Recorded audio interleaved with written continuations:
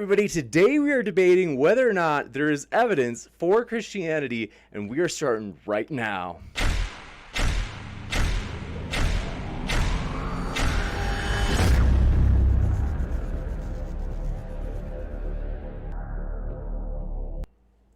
Ladies and gentlemen, thrilled to have you here for this epic debate. This is going to be a big one, folks, as today we are debating whether or not there's evidence for Christianity. And if this is your first time here, whether you be Christian or atheist or one of the many strange creatures in between, I want to say we are glad that you are here no matter where you stand. And if you'd like reminders of future debates, feel free to hit that subscribe button and that little notification bell. Has got a lot more coming up.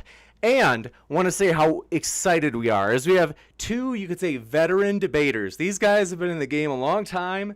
They have crossed swords before, but a lot has changed since then. So it's going to be a very exciting debate today. I want to let you know both of their links are in the description. So if you're like, I like what I'm hearing, I want to hear more of that, you can find that link right down there. See, right in that little description box. So with that, this is going to be a completely open conversation. So full civil discourse, no time statements or anything like that. If you have a question, feel free to shoot that question into the live chat. I will pull that question out, and then we will compile it into a list that we will ask during the Q&A at the end. So with that, glad to have you here, everybody. And I suppose, given that, Matt, you'll be taking the affirmative, as everybody knows. So if you'd like to kind of like get the ball rolling in the discussion, the floor is yours. And thanks for being here, guys. Well, sure, no problem. Can you hear me okay? Absolutely. All right, just let people know I'm getting over a bad head cold. My voice is a little bit odd, and I'm coughing periodically. So, as I said before we started, I may hit the cough button or the mute button and then forget to put it back on or not do it right. But hopefully that won't happen. Is there evidence for Christianity? The answer is yes. Christianity exists, so therefore there's evidence for Christianity. But that's too simple, too trite. I think what we really want to get it down to is the issue: is there sufficient intellectual evidence for the truth of Christianity? That would be something I think. Skylar's nodding his head. And I can take that from most different directions: the necessity of logic and preconditions for intelligibility, the absolute moral statements that we can conclude exist, and the universality of the concepts of moral absolutes. We could do the issue of our own existence and the necessity of our existence and how they can come about in an infinitely old or non-infinitely old universe. We could talk about the biblical records. We could talk about the issues of Christ and his resurrection. We talk about all kinds of stuff. And so each one is worthy of an examination. So I don't know if Skylar wants to jump in and pick a direction to go in. Let's go with moral absolutes. I like that. I think that sounds like a good way to kind of to go about this. Let's go with that. Okay, can I quiz you then, like I do when I set up atheists? I say, I'm going to set you up. Are you ready? And they go ahead. Sounds good? All right. It sounds fantastic. All right. And by the way, if you're ever out here in the Boise area, let me know. I'll buy you a cup of coffee. I appreciate that, man. Yeah, sure. Seriously. Okay, so let's define our terms first. We know what a moral is. Something like you shall not lie, don't murder, don't commit adultery, don't steal. Those are morals. And ethics is how we apply morals. Now, are there moral absolutes? What's a moral absolute? A moral absolute would be a moral statement that is universally true, that is invariant. If we can establish that there are such things like that, then we would have the issue of moral absolutes. We can get into that in a little bit. But the fact about morals are here. They're not, for example, in my water glass. We can't take pictures of them. We can't weigh them. They're abstractions. Abstractions occur in the mind. So thou shalt not lie is an abstraction. I shall not slap you upside the head for saying something stupid is, that's a statement that occurs in the mind. So morals are abstractions and they have real world applications. If there's a moral absolute, the implication is that there is an absolute mind behind a moral absolute. And we can talk about that, that's the implication. So if that's the case, then since I'm never going to argue for any other worldview other than the Christian worldview, because all other worldviews cannot be true, that's another topic, then that would be support for the universality of the laws of law, of the moral absolutes, which would then imply the universal mind behind them hence the Christian God. Now we can connect the dots between the Christian God and that. That's another Sure. little discussion. Mhm. But that would be my basic argument. What do you think? Sure. I just to be clear, I don't believe in moral absolutes, though. So You're absolutely sure? that doesn't reference actual morals. Me making a statement isn't actually anything to do necessarily with morality. Okay. Saying something I'm sure about it. I don't know why you would need to throw the word absolute in front of the word sure, though. Okay. So there are no absolute moral truths. No, well, when it comes to morality, and I don't know what absolute would need to be thrown in front of truth either. There's just truths. Well, you got different kinds of truths. You can have 2 + 2 = 4. It's a mathematical truth. You can have I love my wife more than I love you. Sorry. Sure, let's stick with truth. moral truths, though. I think since we're talking about absolute morals, let's stick with morals. Right. So if we could find a moral truth that's universal and absolute, means that it is invariant and applies to everyone all the time, then we have one. Sure, you're not going to find that, though. Okay. So would you agree with me that statements are either true or false? No, sometimes statements are opinions. Okay. So I like red better than green. Is that true? It is true for me. Well, yeah, but that's not an opinion. Like you're stating your opinion, but what you're asking for is the truth of the matter, whether it's true that red is your favorite color or red is better than green. But it's true.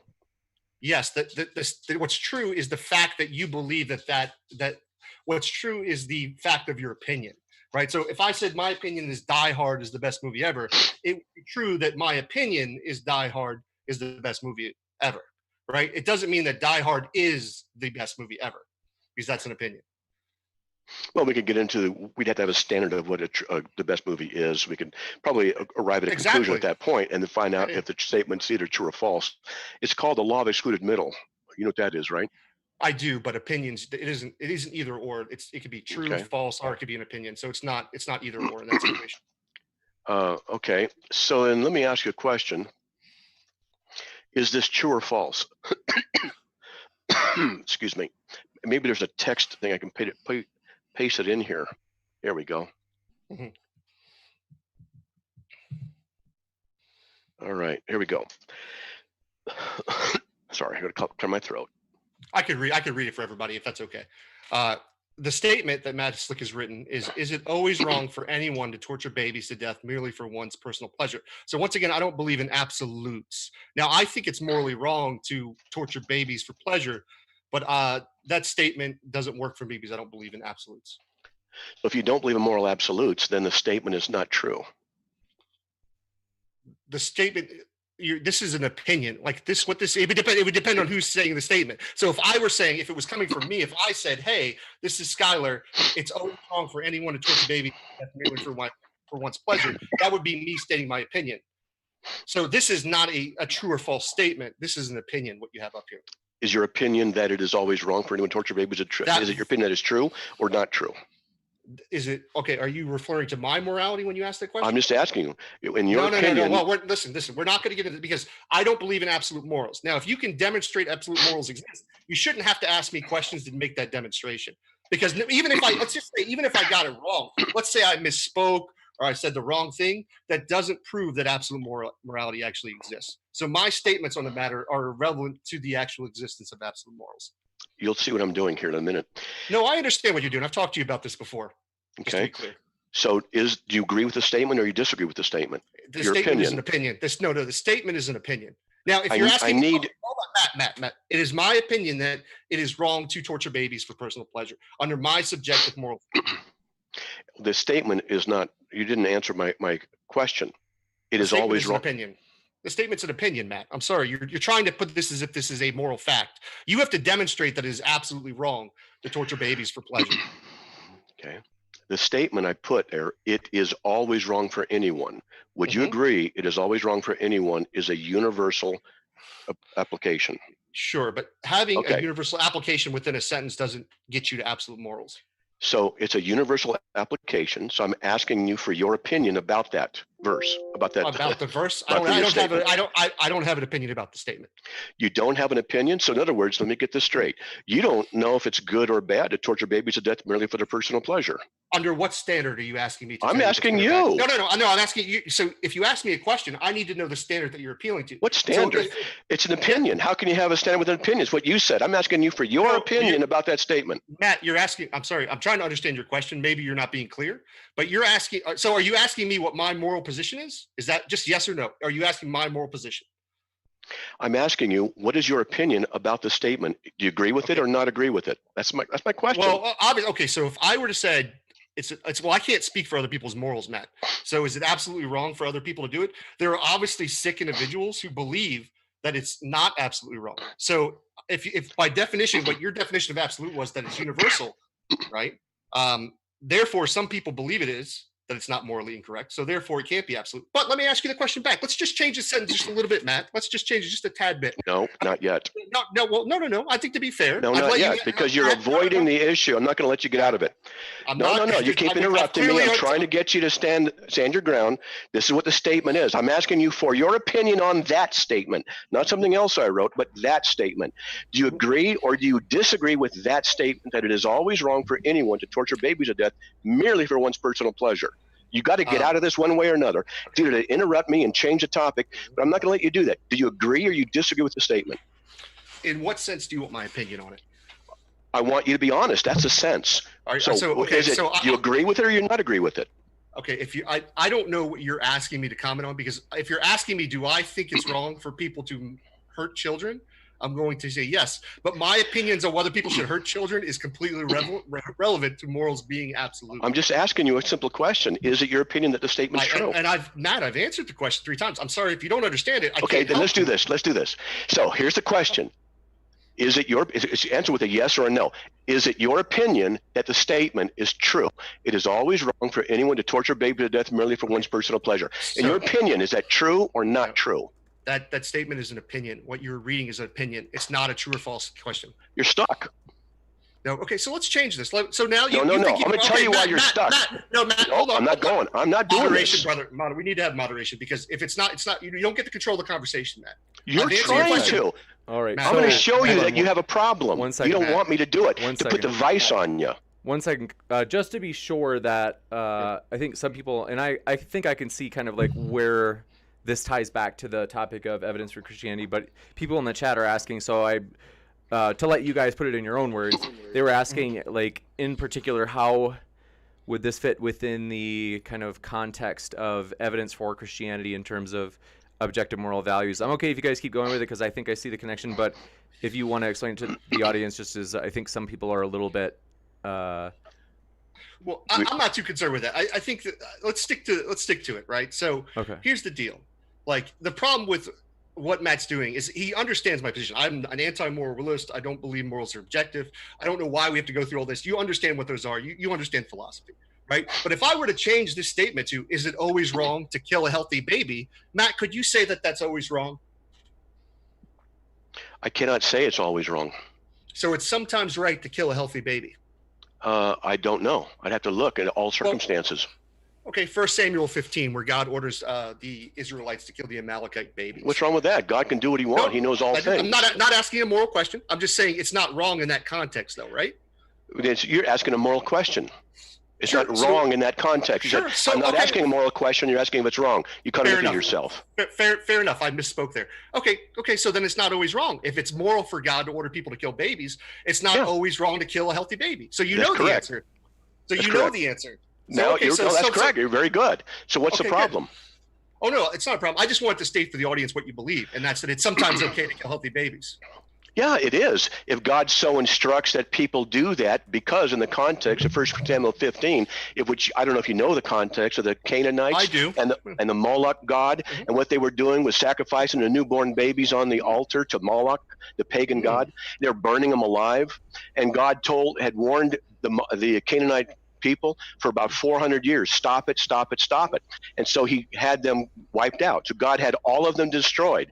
Now, let me ask you a question. That's not actually what the Bible says the reason for the killing the Amalekite children were. You're incorrect. So if God is going to take those babies home, then they won't be raised as a pagan and won't go to hell because they'll be saved right then. So now we're back on the topic. What I want to ask you, Matt, you were incorrect in what you just said. That wasn't the reason why he told to kill the Amalekite children, everybody in the Amalekites. It was because of what they did. Canaanites. Sorry, it was Amalekites. Yeah. Sorry. So, but even if it's Canaanites, that isn't the reason why he told them to kill the Amalekite children. Well, what's your problem with it? I just want to be clear that you were incorrect in what you were saying, just for the audience, because I don't want people to misunderstand. 2 things.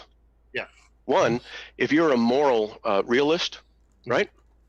It's an irrelevant issue to you. All you're trying to do at this point is just raise an objection to something and you want me to get trapped in, which hasn't worked, to make me look bad in front of everybody else. But from your perspective, it's an irrelevant argument to begin with. Back to the issue that I raised, which you're trying to weasel out of. It is always wrong for anyone to torture babies to death merely for one's personal pleasure. I asked you, do you agree with it or do you not agree with it? I asked for your opinion. Since you won't give me the opinion, let me tell you. If it's yes, or it can be no. Don't be dishonest. It's no, it's not a yes, because what that statement is. So if you ask me, is it always wrong for anyone to kill babies? I gave you an answer by saying, well, it's not absolutely wrong because there are people who think it's okay to torture and kill babies. So your definition of absolute was it's universal. Everybody follows it. So by definition, if there are people who believe that it is okay to kill babies for their own pleasure, it's not absolute. So then that statement would be incorrect. So that statement's incorrect. Okay, so what you're saying then is that it's incorrect that the moral absolute is not a moral absolute. You're saying it is that there are instances when it's okay to torture babies to death merely for one's personal pleasure. Not for me. I'm going to just take a card from your deck and say, hey, everybody, I want you to hear what he is saying, that there are instances when it's okay to torture babies to death merely for their personal pleasure. That you think that's okay from your moral relativistic worldview. Okay, so let me answer that real quick. So once again, I don't know what this is a surprise for someone who's an anti-moral realist. You should probably understand this. I think the audience understands this too. We don't believe in absolute morals. So when you ask me, is something absolutely wrong? Of course, I don't believe it's absolutely wrong because I don't believe absolute morals exist. Now, this is what you're trying to do is hold me to a standard you can't demonstrate to exist. So you can do this all you want and be like, oh, I'm pointing at you. You don't believe it's absolutely wrong. You don't believe it's absolutely wrong. But when I do the same thing, Matt, I can do the same thing back to you. That was why I did it, to show you. You can use an example of killing babies. I can use an example of killing babies. And it sounds just as horrendous. Also, admit it does sound horrendous, your position. Very interesting. Yeah, it's my opinion that it sounds horrendous. Yeah, I have opinions. Okay, so I'm trying to show you that you're an atheist, right? I'm agnostic. Okay, so you're functionally an atheist since you don't have God as an explanatory function. I don't know what that means. What does that mean to be functionally atheist? I was explaining it. You don't have God as part of your explanatory power in your issues of what you discuss, what you explain, what you learn about. I don't know how that's relevant, not having a way. I'm just determining relevance. I don't know what the relevance of that is. Because everyone has presuppositions and a worldview based on which their presuppositions are derived. If you're an agnostic, you're not going to have God as a presupposition in order to explain various things. Of course. So then it's very relevant. And if you don't believe in a God, you cannot believe in moral relativism. You cannot, well, you had to believe in moral relativism, excuse me. You cannot believe in moral absolutes. Whether or not they exist isn't the issue. The issue is whether or not your worldview allows them to exist and your worldview does not. No, I don't believe in moral absolutes. Yep, we've said that a couple times. Yeah. But your opinion is that it's moral absolutely true, that there are times when it's okay to kill babies merely for their personal pleasure. Whoa. Yes. That was not at all what I said. If you you believe it's okay to do it sometime. What? I don't say, whoa. Who are you asking, me and my moral system? Do I think it's okay to do it sometimes? Because that is not what I articulated. What I articulated to you, and let's be honest, Matt, was that there are people out there who think that it's morally correct to harm people for their own. But the definition that you gave of absolute was that it's universal, that everybody believes it. So if I can show you one example where one person actually believes that it's morally okay to torture a baby for their own pleasure, then it shows that it's not absolute, Matt. This is just basic logic. I asked you about your opinion. Opinion of what? My personal moral opinion? Yes, the statement is an opinion. The statement is an opinion. The statement is a statement. And you can say it's an opinion or not opinion. You It's can say neither whatever you true want. or false. I asked you from your perspective, do you agree with it false. or do you not agree with it? And you said Yes, you disagree with it. I disagree with the Logically, statement. if you Matt, disagree, Matt, you're repeating yourself over and over. Can we move on? Like, I think everybody at this point in the audience has realized that I don't believe in absolute morals, that I don't believe it's absolutely wrong to torture a baby. Everyone is clear. What's your next point, Matt? the next point is you actually defend the idea and believe that there are times when it's okay, from your perspective, to torture babies to death. No, you are misrepresenting what I said. I do not. I should be able to finish.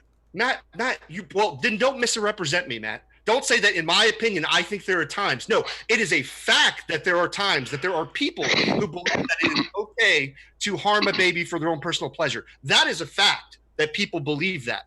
So it's not my opinion. My opinion is when we're talking about the morality, the actual moral of the issue. So let's get that straight, Matt. And don't try to misrepresent me, man. I'm trying to be nice and friendly, but that's low. That's a low blow, bro. You can stop your conflation right now. It's not an issue about opinion of others. I'm asking you about you specifically. What is your opinion about the validity of the statement? You think the statement's invalid, right? Correct. Okay. I think. Well, no. I think morals aren't absolutely. Here, my opinion on the statement is that morals aren't absolute, so the statement is incorrect. So it's not always wrong. So yes, the statement is So then, if it's not always wrong, then there are times when it's right. Yes, because there are people who think that it's more Matt. Because there are people who think that it is morally correct to do that action. I asked about your opinion. No. That's a fact that there are people who think that. You don't think there's any human being that has ever thought that it was okay to torture a baby for their own pleasure. I'm not Hitler talking used about to that. do shit like that. That's what. Okay, so if somebody thinks that it's moral, then it's not universal, Matt. That is by definition. Come on, brother. You can do better than this. Okay. Please, you don't have to be condescending, okay? You said that it's wrong. The statement's wrong. It's a moral statement. It's a moral statement. It is always wrong to do this one thing. And you're saying it's not a true statement. If it's not a true statement, that means that there are instances when it's morally okay to do that. You just said there could be. Explain where it was. I'm trying to explain. You said. I know, but I've explained where it was morally okay, and you just keep. Please let me finish. Please let me finish. I mean, Matt, just stop repeating yourself. That's all I'm asking. You're repeating yourself. Hey, Jim, over and over again. I'm making my case. He keeps interrupting me. I got him against the wall. He does not want to be cornered. I just need a little, get him moderate, okay? Go ahead, buddy. This is serious. I asked you, not others, about your opinion of others. I asked about what others might think. That's not what my question was. My question was, do you believe the statement's true? You said no, it's invalid, which means logically, since you believe it's invalid, there's 2 points here. One, it means that you think it's okay to torture babies to death under certain conditions, merely for one's personal pleasure. You're advocating that. And second, you're a moral realist, which means there are no moral absolutes, yet you said the statement is morally wrong, which implies that you're contradicting yourself because you're saying it is a moral statement. It is absolute.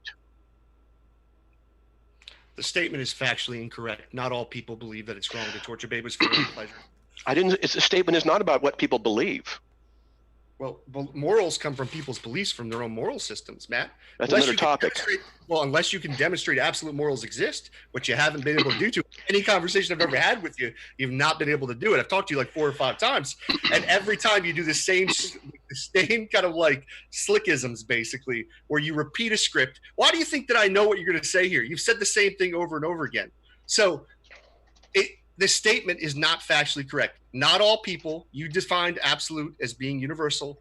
If there are people who don't believe that it's morally immoral to do that, therefore it is an absolute. So the statement is factually incorrect. It's not about whether people disagree or agree with it. I asked you. The problem is, in your worldview, you can't ascertain whether it is or is not true.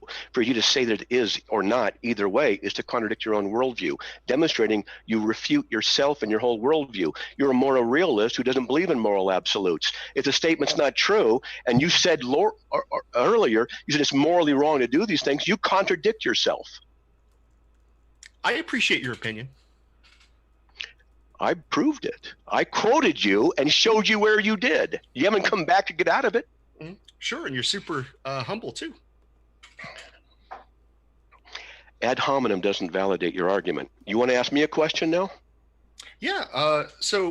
Yeah, sure, absolutely. So under Calvinism, you guys believe that with God's decretive will, that everything is basically planned out. So anything that like a book writing like an author writing a book,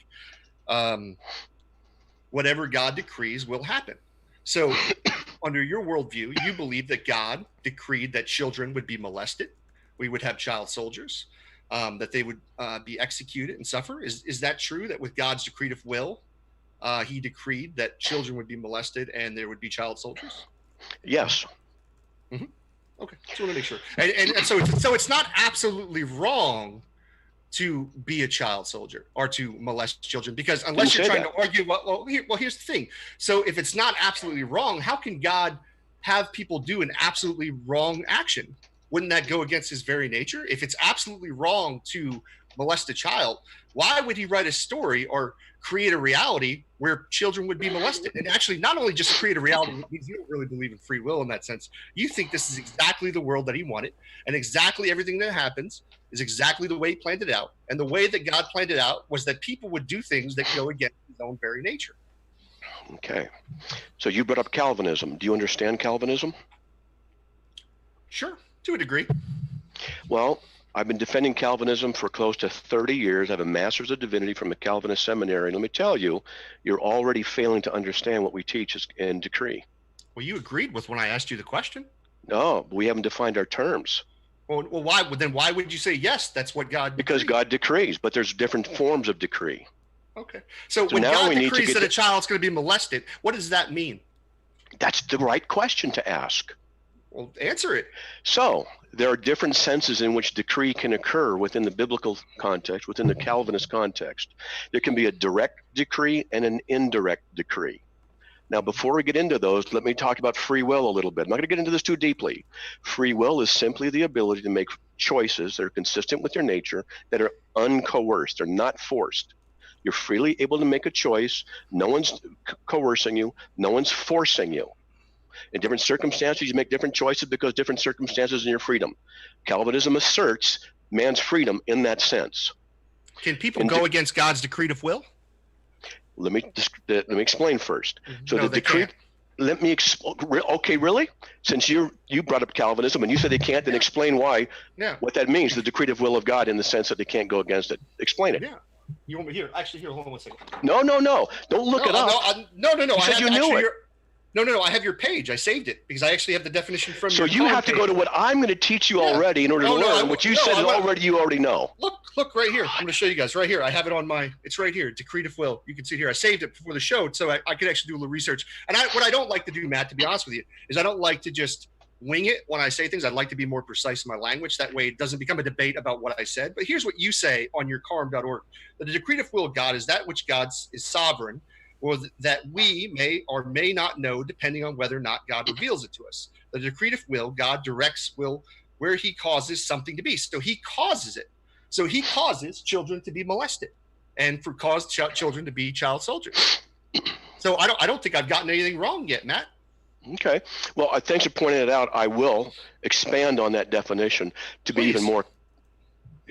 I will expand on the definition to be even more precise, because this is what happens whenever I do debates, whenever I teach. I always go in and modify this little thing, here, this. The causation of God can be either direct or indirect. And in the indirect cause, there's no violation of the person's free will. This is something you don't understand. This is something you fail to understand. I've offered many times to teach atheists biblical theology, and particularly Calvinism, which they like to pick up a rock and throw at when they don't understand what they're talking about.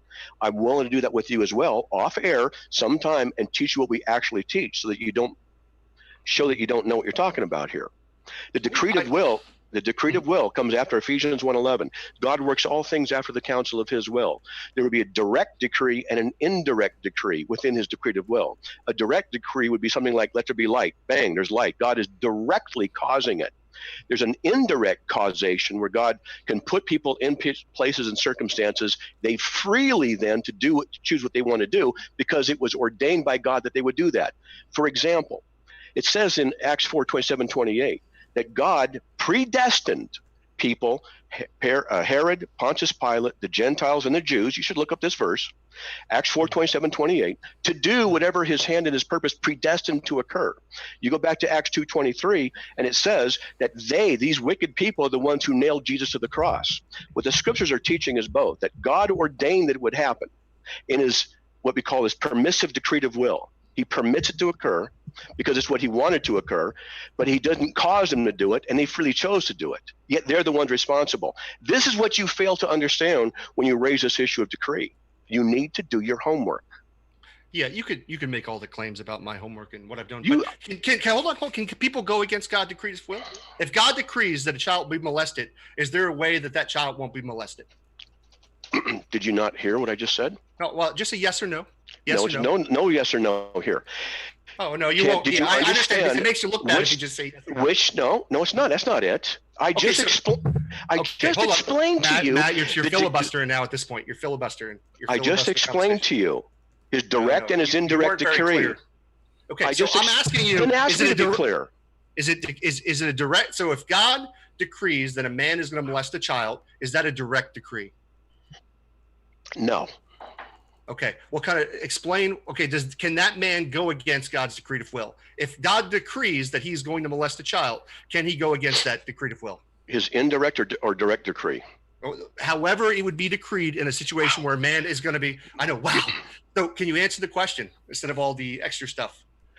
Can a man go against his decretive? Do you believe God decrees that a person X will molest a child? Let's get it cleared. Yes or no? Direct or indirect decree. Okay, if God does, is there times where there are direct decrees where God will order somebody to molest a child? No, because it'd be against his nature perfect. To decree someone to purposely sin by his active hand. Gotcha. So then it's a non-directive decree. Can someone go against a non-direct decree? It's called indirect. Indirect. Indirect. You didn't know about this. Okay, hold on. Can somebody go against an indirect decree? It's not an issue of going against. You don't understand. Well, no. Just answer the question. Can they go against it, Matt? You're dodging. Am I allowed to answer the way I want to answer? I would just like direct answers, but you can answer however you want because it shows the audience that you're not willing to answer. Maybe it might also show you that I have a better understanding of the topic than you do. Maybe. I do, since I've been defending it. I've written an outlines on Calvinism, something like 80 pages of outline notes I've been assembling for 27 years. I know the topic. And when you're so humble about it too, you know? And when atheists routinely bring this stuff up, not an atheist, by the way. Agnostic, atheists, whatever, when they routinely bring this stuff up, I have to routinely tell them, you've not studied the topic sufficiently. You've only studied enough to try and ask a question. You're talking about everything except for the question, Matt. I mean, it's obvious to the audience. I'm not going to let you get away with this. You could ramble about stuff. You're talking about more than the actual issue. Sorry, Jim. Go ahead. I'm trying to talk to you, and you're trying to force me into a corner, and it's not a corner that even exists. I'm trying to tell you, it's the difference between the direct and the indirect decree of God. I explained to you the issue of free will, what we Calvinists hold to in free will, and that God can indirectly decree certain things to occur, but it's by their free will that they choose to do it. God's not responsible for their actions or their sinfulness in that. This is the Calvinist position. And when you want to say yes or no about decree, you throw all of this additional information out the window. It is a disjunctive syllogism. It is either or. Either they can go against his indirect decree or they can't. So I don't know why it's so hard to say yes, they can go against his indirect decree. Can they or can they not? There's a sense in which they can. There's another sense in which they can't. Do you listen to me on the radio at all? No, I don't have time for that. Well, I've been on radio for almost 15 years now, and I will answer questions. I'll say, in one sense, yes, in one sense, no. Let me explain. I try and teach people, but people who don't want to know the answer do what you do. Okay. So now, do you want to know our answer as a Calvinist? Well, how about instead of talking about like what you do and how humble you are, why don't I'm not talking about humility. You keep doing this. Why are you attacking me for? Well, because I mean, you're just boasting about yourself over and over again. I'm trying to tell you, I'm qualified to give you an answer. Listen, people. So whenever somebody has to tell you how qualified they are, tell you how good they are at something, it usually shows they're not really that good at it or qualified in the first place. What qualifications have you got to argue? That's what you're boasting. What standard? Let's hear your boasting. What do you Let's hear. mean? Give me Why? any No, I'm standard, not going to do that. No, anything no, about I'm what you not can you. do. Yeah. First of all, Matt, I'm not I'm you. the boaster. Now, notice, folks, notice the difficulty arises. He's got to attack the person. Now, let's get back on topic. There's a direct decree and an indirect decree. I've just taught you twice what they are. Can you repeat them back to me so I know if you understand them? You actually didn't articulate the difference in between the indirect and you told me there are differences, that there are two different things, but you didn't actually articulate how somebody through an indirect decree could go against that indirect decree. You just said that there's a way that it could happen, but you didn't actually articulate how that could happen. You're just being argumentative. Okay. You don't want, in my opinion, you don't want to look bad, so you're going to fight me at every single point. I've asked you specifics. Define direct and define indirect decree. I've already given you definitions. You're the one who brought up decree. You're the one who attacked my Calvinism. You need to study what it is you want to attack. You don't understand it. So I'm asking you now, after 2 times I've defined it to you, please define direct and indirect decree. Man, I'm not attacking your Calvinism. I'm just yes, you are, because you don't understand what you're talking about. Okay. I mean, that's just an hominem. That's not really an argument. No, you don't understand what you're talking about. You don't. Because if you did, you wouldn't have brought that up, because you don't understand what an indirect decree is related to the direct decree. That's not an argument, what you're saying. You're just telling me I don't know something. Can we get back to the actual evidence for Christianity? Maybe we should move to the next step so we can actually get back. I'm glad you backed out of that one. Go to the next point. Ask me something else. No, I'll let the audience decide. No, listen, you're the one trying to make the claim. That's subjectivism. Let's to get back to, for sure, get back to Christianity, like the evidence for Christianity. I know that you probably each have responses in the barrel ready to fire, but redirecting back just to be sure that we're going to hammer away at that central part. That's fair. Well, Matt, you're the one making the positive claim that there's evidence for Christianity. So if you have evidence you want to provide, you were going to go with the moral argument. Obviously, that's not working very well for you. It worked fine. It worked great. It showed that your worldview can't answer the question. You contradict yourself. That served me very well. Sure. Why don't we go with the resurrection of Christ? Let's go to the resurrection of Christ. Oh, okay. That's fair enough. Let's go to the resurrection. There's your evidence of Christianity. If the resurrection's false, Christianity is false. Okay. That's up to you to demonstrate that Jesus actually rose from the grave. I don't accept your claim. I'm just telling you that's what the Bible teaches. That's evidence. The Bible's no authority to me, so it's not evidence to me. So? Oh, do you know what evidence is? You can tell me what your idea of evidence is. Okay. Evidence is an abstraction. It's a concept. It's a philosophical approach to something. Do you know that? Why should I accept that definition? I'll show you. Okay? Please. Evidence is an abstraction. It occurs in the mind. If there's footsteps outside of your window, I don't know what state do you live in? I live in sunny Florida, Orlando. All right, I'm in Idaho. So if I said to you, go, hey, look outside, and there happen to be some footprints outside your window, is that evidence that I love my wife? You might look at me and say, what did you talk about? There's no connection. If I said, well, there's footsteps outside your window, that's evidence that someone was at your window looking inside, now it makes sense. Sure. We have a physical phenomena. It relates to the parameter in which we want to set that phenomena or that event to determine whether or not it's evidence in relationship to what we're looking for. So the parameter is your worldview, the necessities that you have. What you do is you just dismiss the idea of Christ's resurrection as recorded by the eyewitnesses in the New Testament. You just dismiss it. Well, you haven't provided any argument or evidence yet. In fact, go ahead and do that. My kids call me. I'm going to hear it. I can hear it in there. So go ahead, start talking and give your argument. But you just telling me I'm dismissing something. You haven't provided an argument. That's why I dismissed it. I'll provide some argumentation in support of it. No, I want you to wait. Do your kid thing first, because I think that's more important. No. I can hear it. No. Go ahead, keep talking. I'll tell you if I can. I can hear it. Go ahead. All right. With that, well, I'll take this as a chance to say we are excited about a couple of things coming up. First, tomorrow we will have a debate as Fight the Flat Earth is joining us for the first time. That's going to be a really fun one, and he'll actually be debating not whether or not the Earth is flat, but whether or not it's a waste of time to debate whether or not the Earth is flat, as Science First is actually going to come on and challenge him, taking the position that it's a waste of time to debate the flat Earth. So that will be a big one. Hope to see you there tomorrow. All right, you ready? Mm-hmm. Yeah, I'm ready. Now I'm not boasting. I'm trying to tell you that I can read and I can determine things. I've taken 4.5 years of Greek at college and graduate school level. The New Testament's written in Koine Greek, all right? All right. So I can translate the New Testament Greek into the English. I'm rusty, but I can do it. And I can tell you that the Greek translated into English, particularly the NASB Bible, very accurate, very good.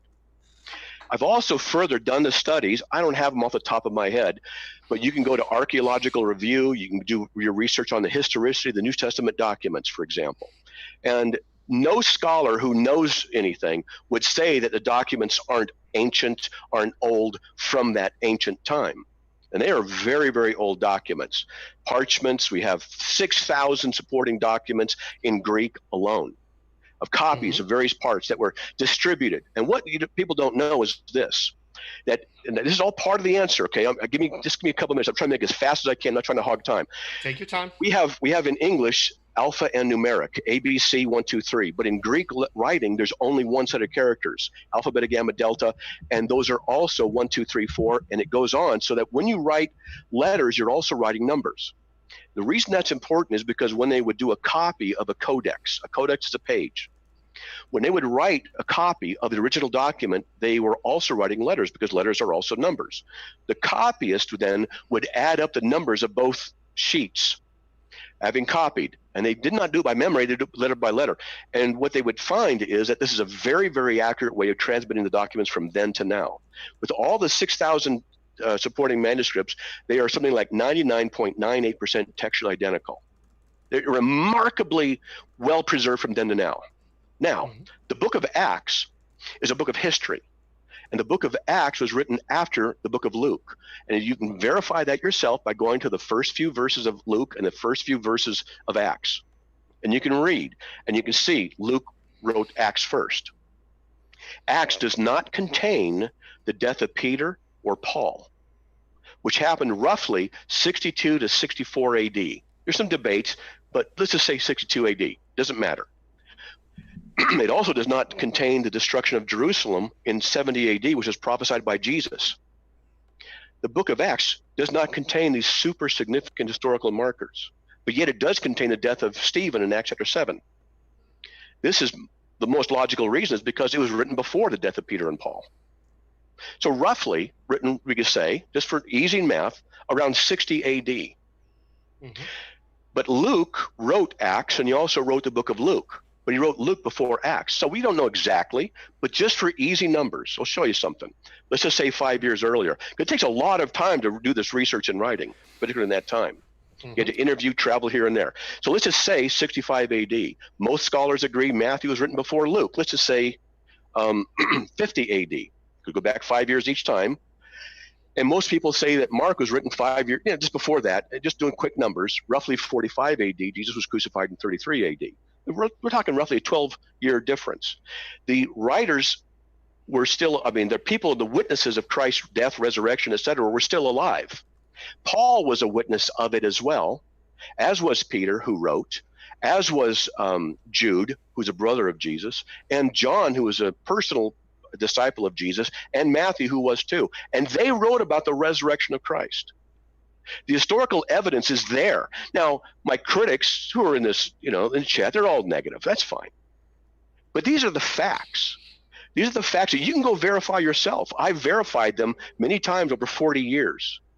The fact is, they're very, very early, right there at the events. Now, the question then becomes, are they accurately representing what happened? That's the next question. There shouldn't be any doubt that they're early. Well, let's just say I grant you all that, and I'm not going to argue, I'm not going to quibble over all that kind of stuff. It doesn't. Then you get to the point where you've got to demonstrate that it's actually true. What these people are actually writing is accurate and honest, and Jesus Christ actually rose from the grave. And I don't know how you're going to do that. Yeah. Let's look at that. See, proof is different than persuasion.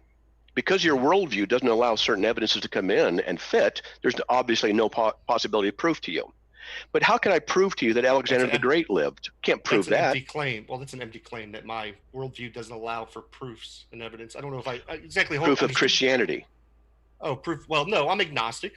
Listen, I would be happy if Christianity was true, and that would be awesome. If there's an afterlife and a heaven and Jesus was a real thing, like I like some of Jesus's message, to be honest with you. I like the things that he taught on the Sermon on the Mount. But that doesn't make it true just because I like what he said, what he had to say about things. Yeah, I agree.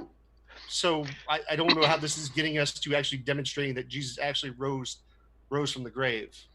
So the eyewitnesses wrote. Now, Matthew, John, Paul, Peter, Jude were eyewitnesses. This is the claim of the documents written very early in the first century. Sure, but that doesn't actually mean that what they wrote is actually honest and true. They were Jews. Jews believed in the 10 Commandments, thou shalt not lie. Oh, God. Listen, just because people believe in morals doesn't mean they actually follow them. Come on, this is really crappy logic. You as a Christian, are you saying you're perfect, you never sin, just because you believe in? Okay, well, so then these people also could, even though they believe something is sinful or untrue or moral, doesn't mean they have to follow it. Okay, so what you're actually saying is that the Jews who live... Someone said something dumb in the comment. Skylar's anti-Semitic, someone wrote, which is ridiculous. I'm sorry, guys. You're saying that the Jews who lived from day one in the Jewish households to believe the word of God, to have the ceremonies, to have the festivals, to remember Moses, to remember the flood, to remember Genesis, to remember their father Abraham. And this is part of their culture. It's what they did. This is the whole time. They've been persecuted. They had been assaulted. They've been murdered as groups of people. This is their coherence people. And so they're holding on to the scriptures. And you're saying then that, hey, I got an idea, folks. Why don't we say that there was this guy named Jesus? We'll say that he did all these great things. Let's write up some stuff that he said. And let's say that he died on the cross and then rose from the dead. But it really didn't happen. So you're saying that the Jews then purposely got together and then colluded for a gigantic lie that could be falsified. No, I think it's far more complicated. You brought up honesty. Hold on. Let me explain. Give me a moment to kind of respond to what you're saying here. You're strawmanning. You don't actually completely understand my position and what my understanding and beliefs when it comes to scripture, things like that, historicity of it, things like that. But if you're claiming that these people are perfect and they aren't infallible, I mean, look at the story of Moses, where God literally rescued these people from the Egyptians, parted the Red Sea, and what happened when they got back? They ended up worshiping another god.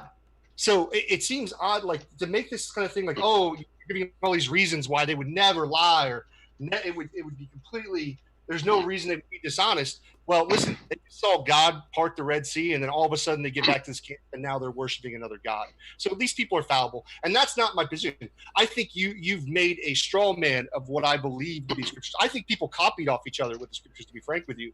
But the onus is on you to prove that this is actually true what they're saying. And so far, you have not provided a reasonable amount of or a reasonable argument to show that this actually happened. You're basically appealing to what the Bible says, and I don't hold the Bible as authority. Yes, are there things about the Bible that are historic? Yes. Are there people that were existed? Yes. Are there cities that existed? Yes. But that doesn't mean the whole is true. So you misrepresented what I said. You said, if you say they're perfect, I never said they're perfect. I said they're brought up to believe that lying is a sin. I believe lying is a sin. I will not lie to you. I cannot lie to you. But you do sin every once in a while, and even though you were brought up, do you ever sin? Are you without sin? Yes, that's true. But we're talking about the issue of lying right now. Okay, so no, because it's about sin is the bigger picture. You're saying because someone was brought up not to sin, they won't do that sin. Lie is the specific example that you're using, but lying is just another example of a sin. And you're saying because someone was brought up to believe that this was immoral, therefore they won't do it. And that doesn't reasonably follow. You brought up the issue of their honesty, which deals with lying. I'm going off of what you said. So now you're trying to... I honestly understand. I understand that's what I said. Yes. Yeah, and I wrote down what you said. I take notes. You said it. I'm repeating what you said and going off what you said. That's all. And then you said that I said they were perfect. I'm not disagreeing that you're going off of what I'm saying. That's not the issue. But you're dodging the issue of what's going on here. I'm not dodging anything. I'm trying to focus. You're more focused on me and what I said, opposed to the issue with the issue at hand is that people And that's not just because someone knows that something is wrong doesn't mean that they won't do it. And that's your argument with lying. These people knew that lying was wrong, and you used the example of yourself. You said, hey, I know lying's wrong, so I won't do it. So I don't know what you expect me to think from that. I'm focused on you because I'm debating you. Obviously. Now, yeah, that's why I'm focusing on what you're saying. That's not the issue, man. The issue is I'm trying to lay the case out. Okay, you said that they're going to be basically colluding and lying, and I'm just responding to that. Then what you do is you kind of move the goalpost. Now prove it. Wait a minute, I can't prove anything. All I can give you is a preponderance of the evidence that exists, because your position would raise certain issues that have to be addressed. And is your position really realistic? Because I'm telling you that these guys were raised not to lie. They were raised to honor God, and to lie would be to dishonor God, and then to say that Jesus is God in flesh, as the Bible says, as they say, and I can quote you the references, would then be a blasphemous thing against the Ten Commandments. And to do this would mean that the Pharisees and the Sadducees at the time would want to kill them. And if the Pharisees didn't kill them, the Roman soldiers would want to kill them, because Rome was teaching what was called Caesaropapism at the time, emperor worship. So what you're saying here is that these guys are getting together and they're going to say, hey, you know what? Let's just make it up. Let's lie about this. But you have to then explain why they would risk everything. Their families could be punished. Why they'd risk their children, who could be punished. I mean, you just went to go take care of your child, all right? Sure. And I'm a father too. I mean, you wouldn't ever do something like that to hurt your child. Or you'd protect other people's children as well. I'm sure you're that kind of guy. But you understand that Muslims and ISIS die for things that aren't true all the time. Yes, so it's not that's another topic. So, yeah, well, it's the same thing. No, it's not. I'll tell you why. No, hold on. Let me finish then. You're trying to make this argument because of all these different things. There are reasons why they shouldn't lie or wouldn't lie. And people have misunderstandings about the world all the time and die for silly reasons. And you're straw man. Once again, you act as if you understand my complete position on Bible history, how the scriptures were written. You're creating a straw man that I have not even articulated. No, I'm not. I'm working with what you said.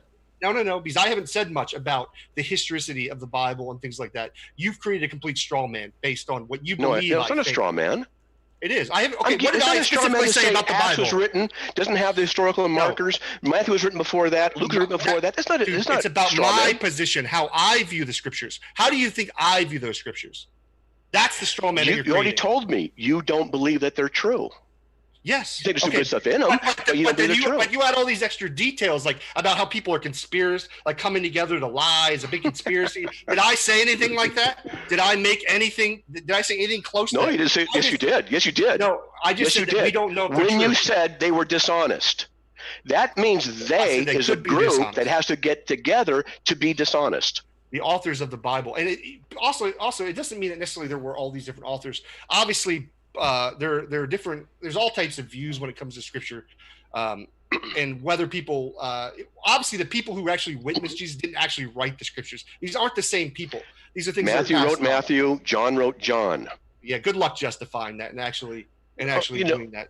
Well, you know what? The early church was right there, and they're the ones who knew, and they wrote, and that's what it was. No matter what I say, how would you verify see, that? There you go. No matter what I say, verify. I know. Everything I say is wrong. Everything you say is wrong. I didn't say everything you say is wrong. That's what you're I said everything you say you want to verify. Yes, I'm sorry that I'm asking you to back. I'm sorry that I'm asking you to back up your information with facts and evidence. I'm sorry that we're doing that. I am doing that in a debate. No, you're not. You're just claiming. All you're doing is asserting these people are being truthful. You're asserting what would constitute what happened. What would constitute a fact to you? You want me to give you a definition of a fact? Hold on. No, just tell me. I'm going to give you the definition. I don't like to do that. I don't sit there and give my own subjective definitions of words. I'd rather actually appeal okay, while you look it up, let me clarify. A thing is known or proved to be true. Proof. What is proof for? Logic and mathematics. Proof to be true. Proved to be true. You need to prove. It needs to be proved to be true what you are arguing. How am I going to prove it? You can't. That's the point. Exactly. I can't prove it to you. Well, then you should switch your argumentation up and try to argue a different way. You should try to do the logical proof aspects. Whoa.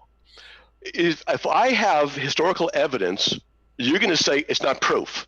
Well, let me ask you: do you believe Socrates existed? I don't know if he existed. Do you believe Plato existed? I don't know if he existed. Do you believe Caesar Augustus existed? I don't know for a fact if these people existed. Do you What's your believe? point? Oh, wait, sorry. You've been getting enough You asked me, examples. I'll What's tell your you. point? I know, Here. but get to your point. You don't have to keep asking the question. I'm going to be Alexander the Great, did he exist? Hold on one sec. Just Yeah, here, Skylar, what you were saying. I just want to be sure we get to hear you. Yeah. Sorry to cut it. I know you didn't mean to cut him off, Matt. Just Oh. wanted to make sure we get equal time. So continuing to ask me if people existed. Like, I'll be honest with you, I don't know these things for facts if these people existed. You should ask somebody who studies history if those people actually existed. I would say with Alexander the Great, there's probably much more evidence for it. It seems like that. But have I done a thorough study into whether Alexander the Great existed? No.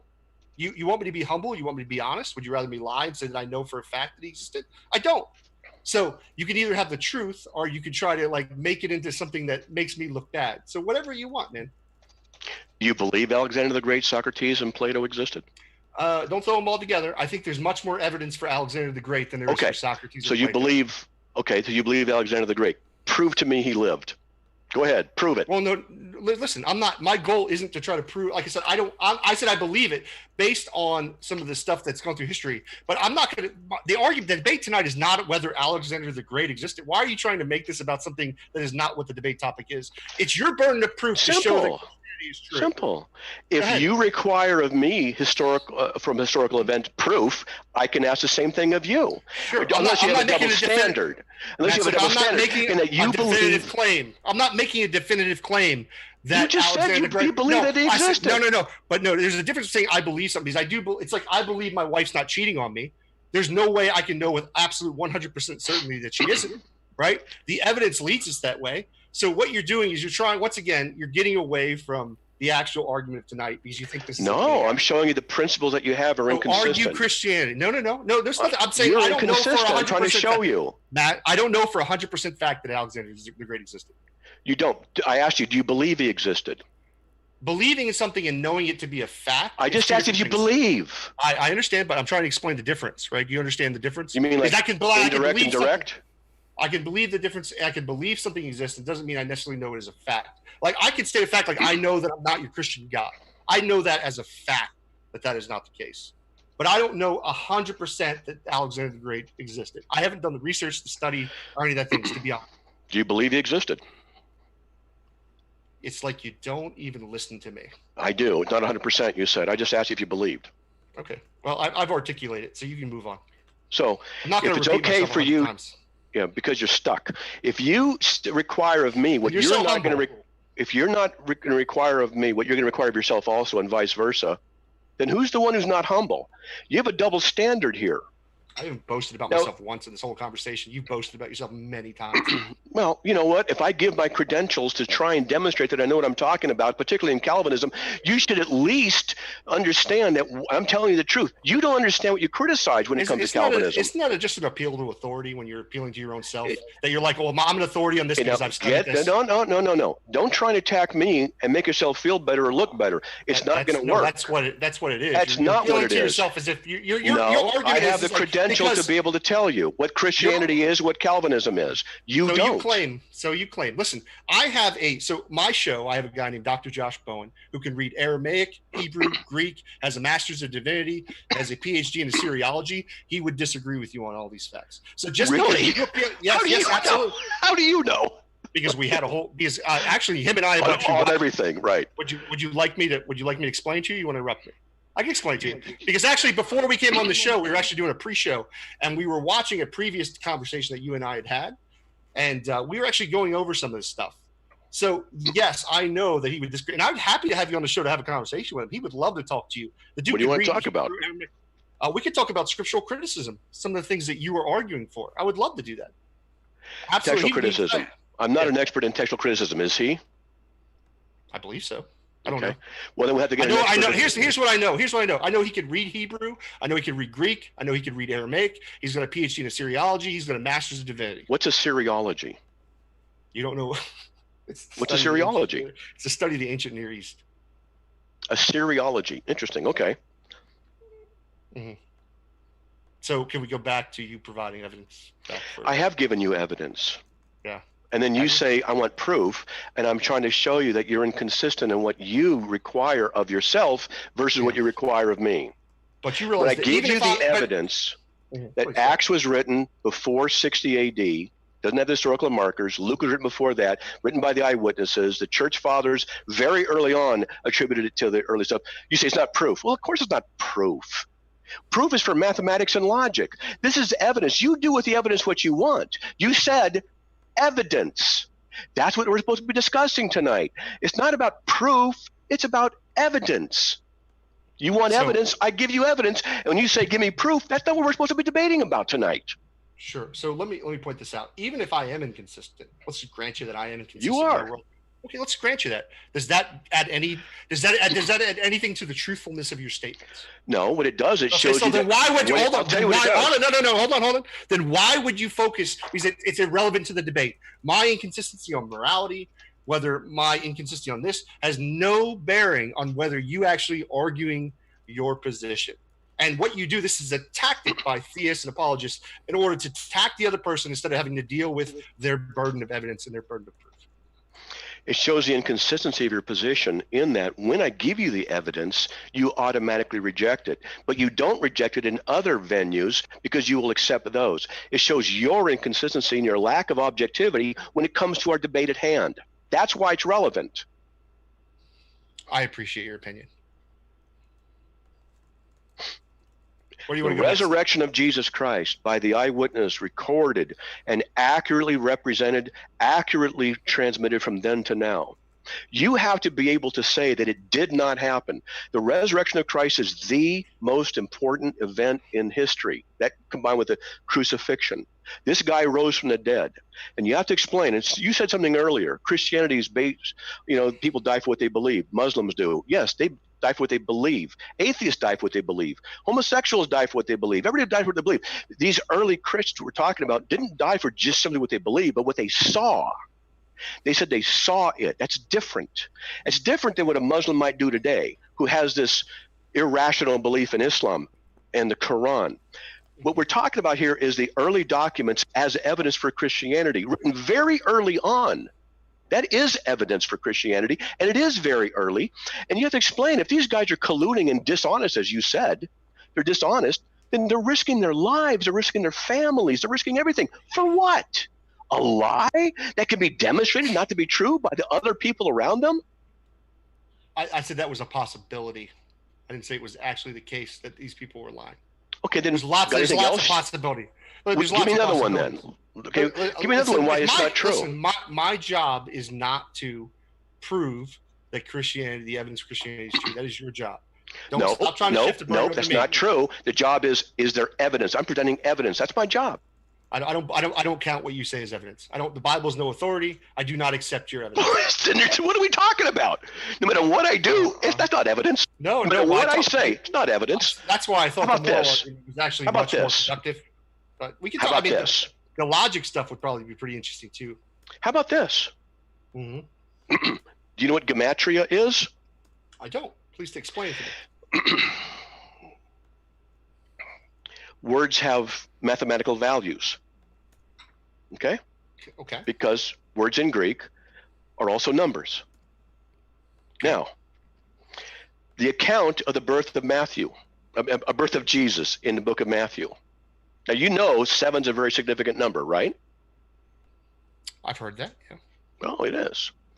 Did you know that in the section of Scripture of Matthew 1, 18 through 25, now, tell me if this is not very good evidence for the inspiration of the book of Matthew.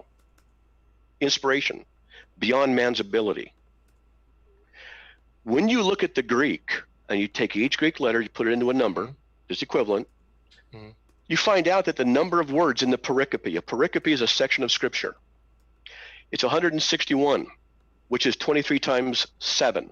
No big deal. The number of letters is 128 times 7. In other words, it's divisible by 7 exactly. Each one of these I'm going to tell you now is exactly by 7.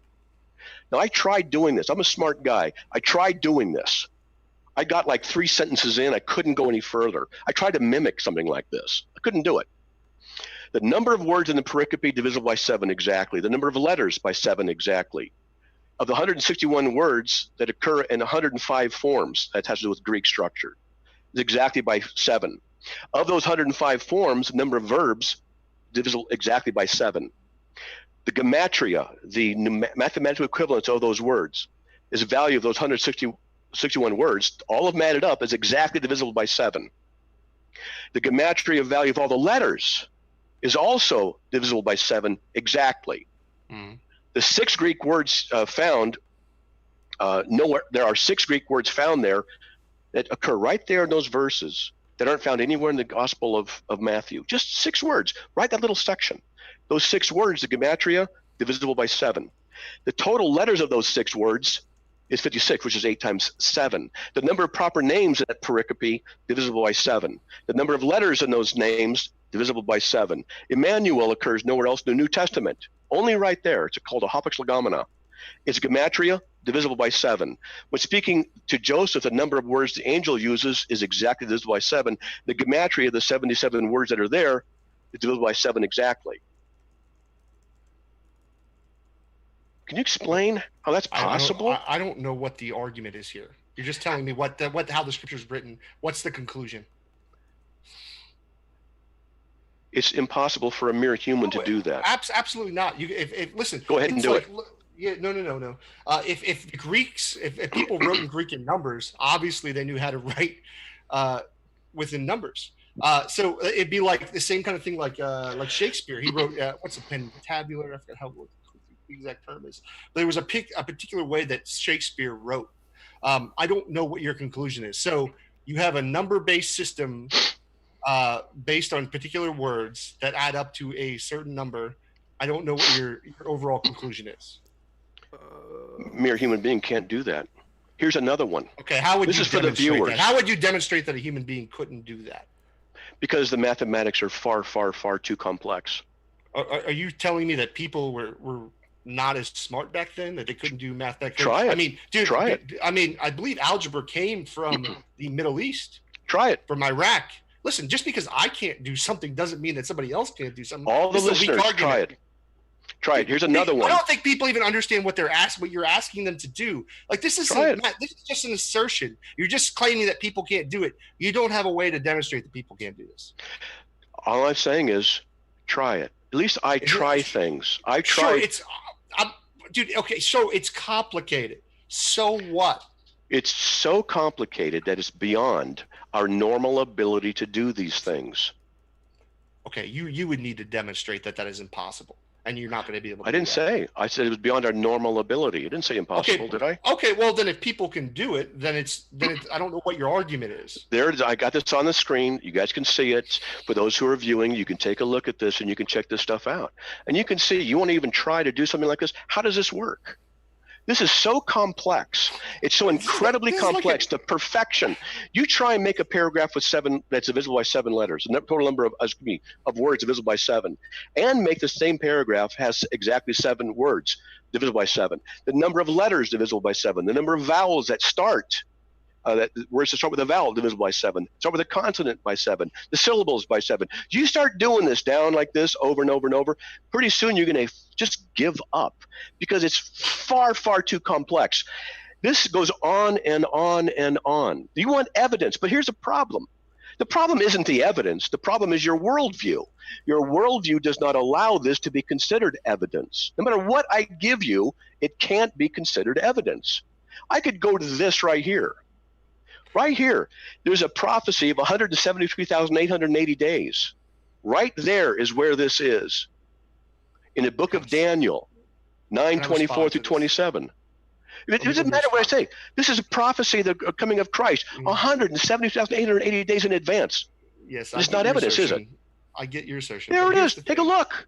Okay, I'm going to respond now, Matt. I can't do physics either. It doesn't mean that people can't do physics. This is such a laughable argument to say because I can't do something, and you already claimed it was possible that people could do this. So I don't know what you're actually arguing. If it's possible somebody can do this, then it doesn't require God. So this I didn't say it was possible. I didn't say it was possible. So you're saying no? So are you saying that a human being could have done these calculations or no? I didn't. Well, it depends on what we would say by calculations. Let me finish. If they have a computer now with sophisticated programs that could do this kind of a thing, then it'd be possible for a human to do it.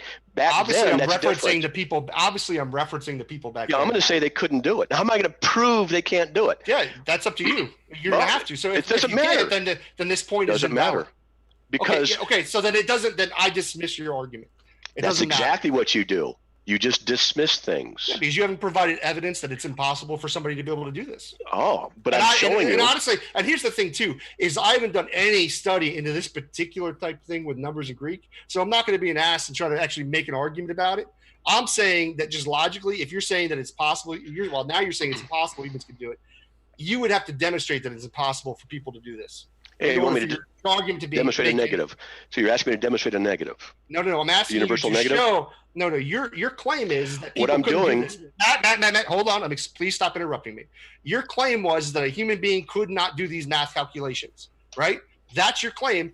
I'm asking you to demonstrate that a human being could not do these calculations. No, I can't claim. I cannot prove that no person back then couldn't have done it. That's an impossible request for you. Oh, well, isn't it? Exactly. No, exactly. There is no way that you could demonstrate. So then you're asking me to do the impossible as a refutation? Well, yes, because then your argument is invalid. What? Because Whoa. What argument? No. Then you have made a claim that you cannot demonstrate. Your claim was that nobody could do this calculations. I ask you to demonstrate that claim that nobody could do these calculations. Your response, nobody could demonstrate that a human being could do these calculations. So yes, you can't demonstrate it. Thank you. Okay, so you dismiss it based on that.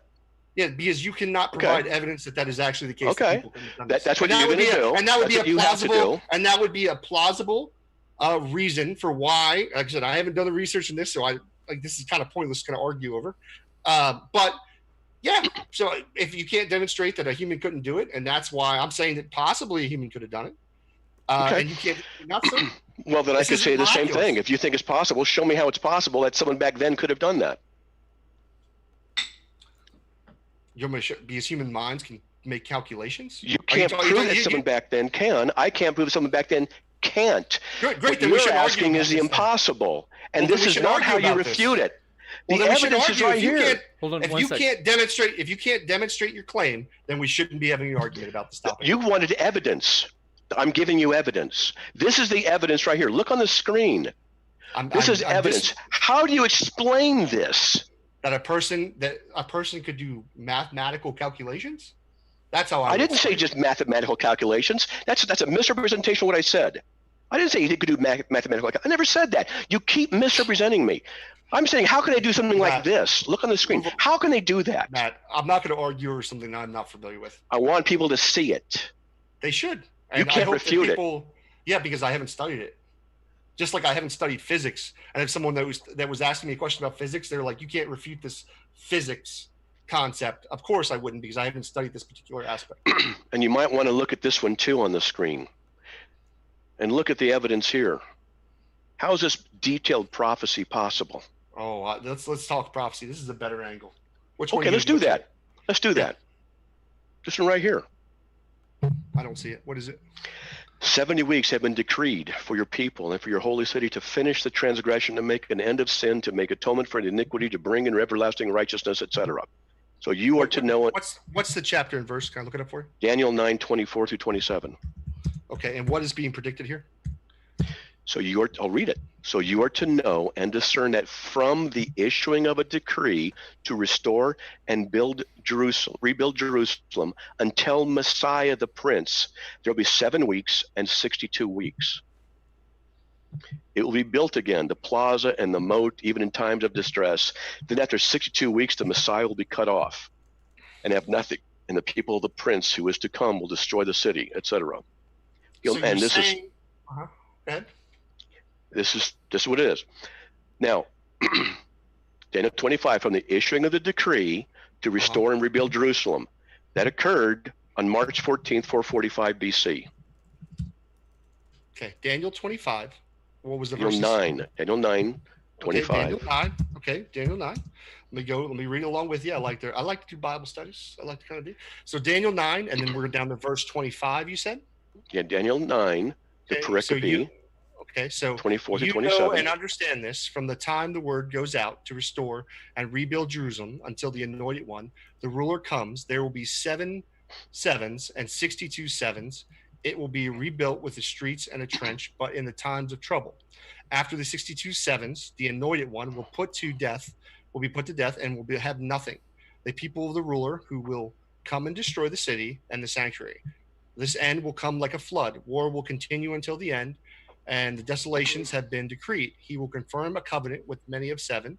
In the middle of the 7, he will put end to sacrifice and offerings and the temple. He will set up an abomination that causes desolation until the end that is decreed and poured out on him.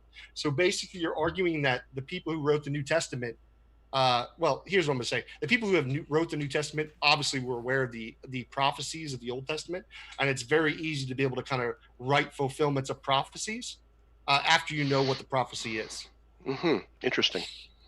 Okay, so it says in Daniel 9, a week of years, that's a Shebuim, 7 years. Go down here, Daniel 9 says it's 7 plus 62 weeks, or as you said, sevens, which is fine. That comes out the to scripture I read said, yeah. That's fine. That's a total of 483 years. That's how many weeks of years those are. Okay.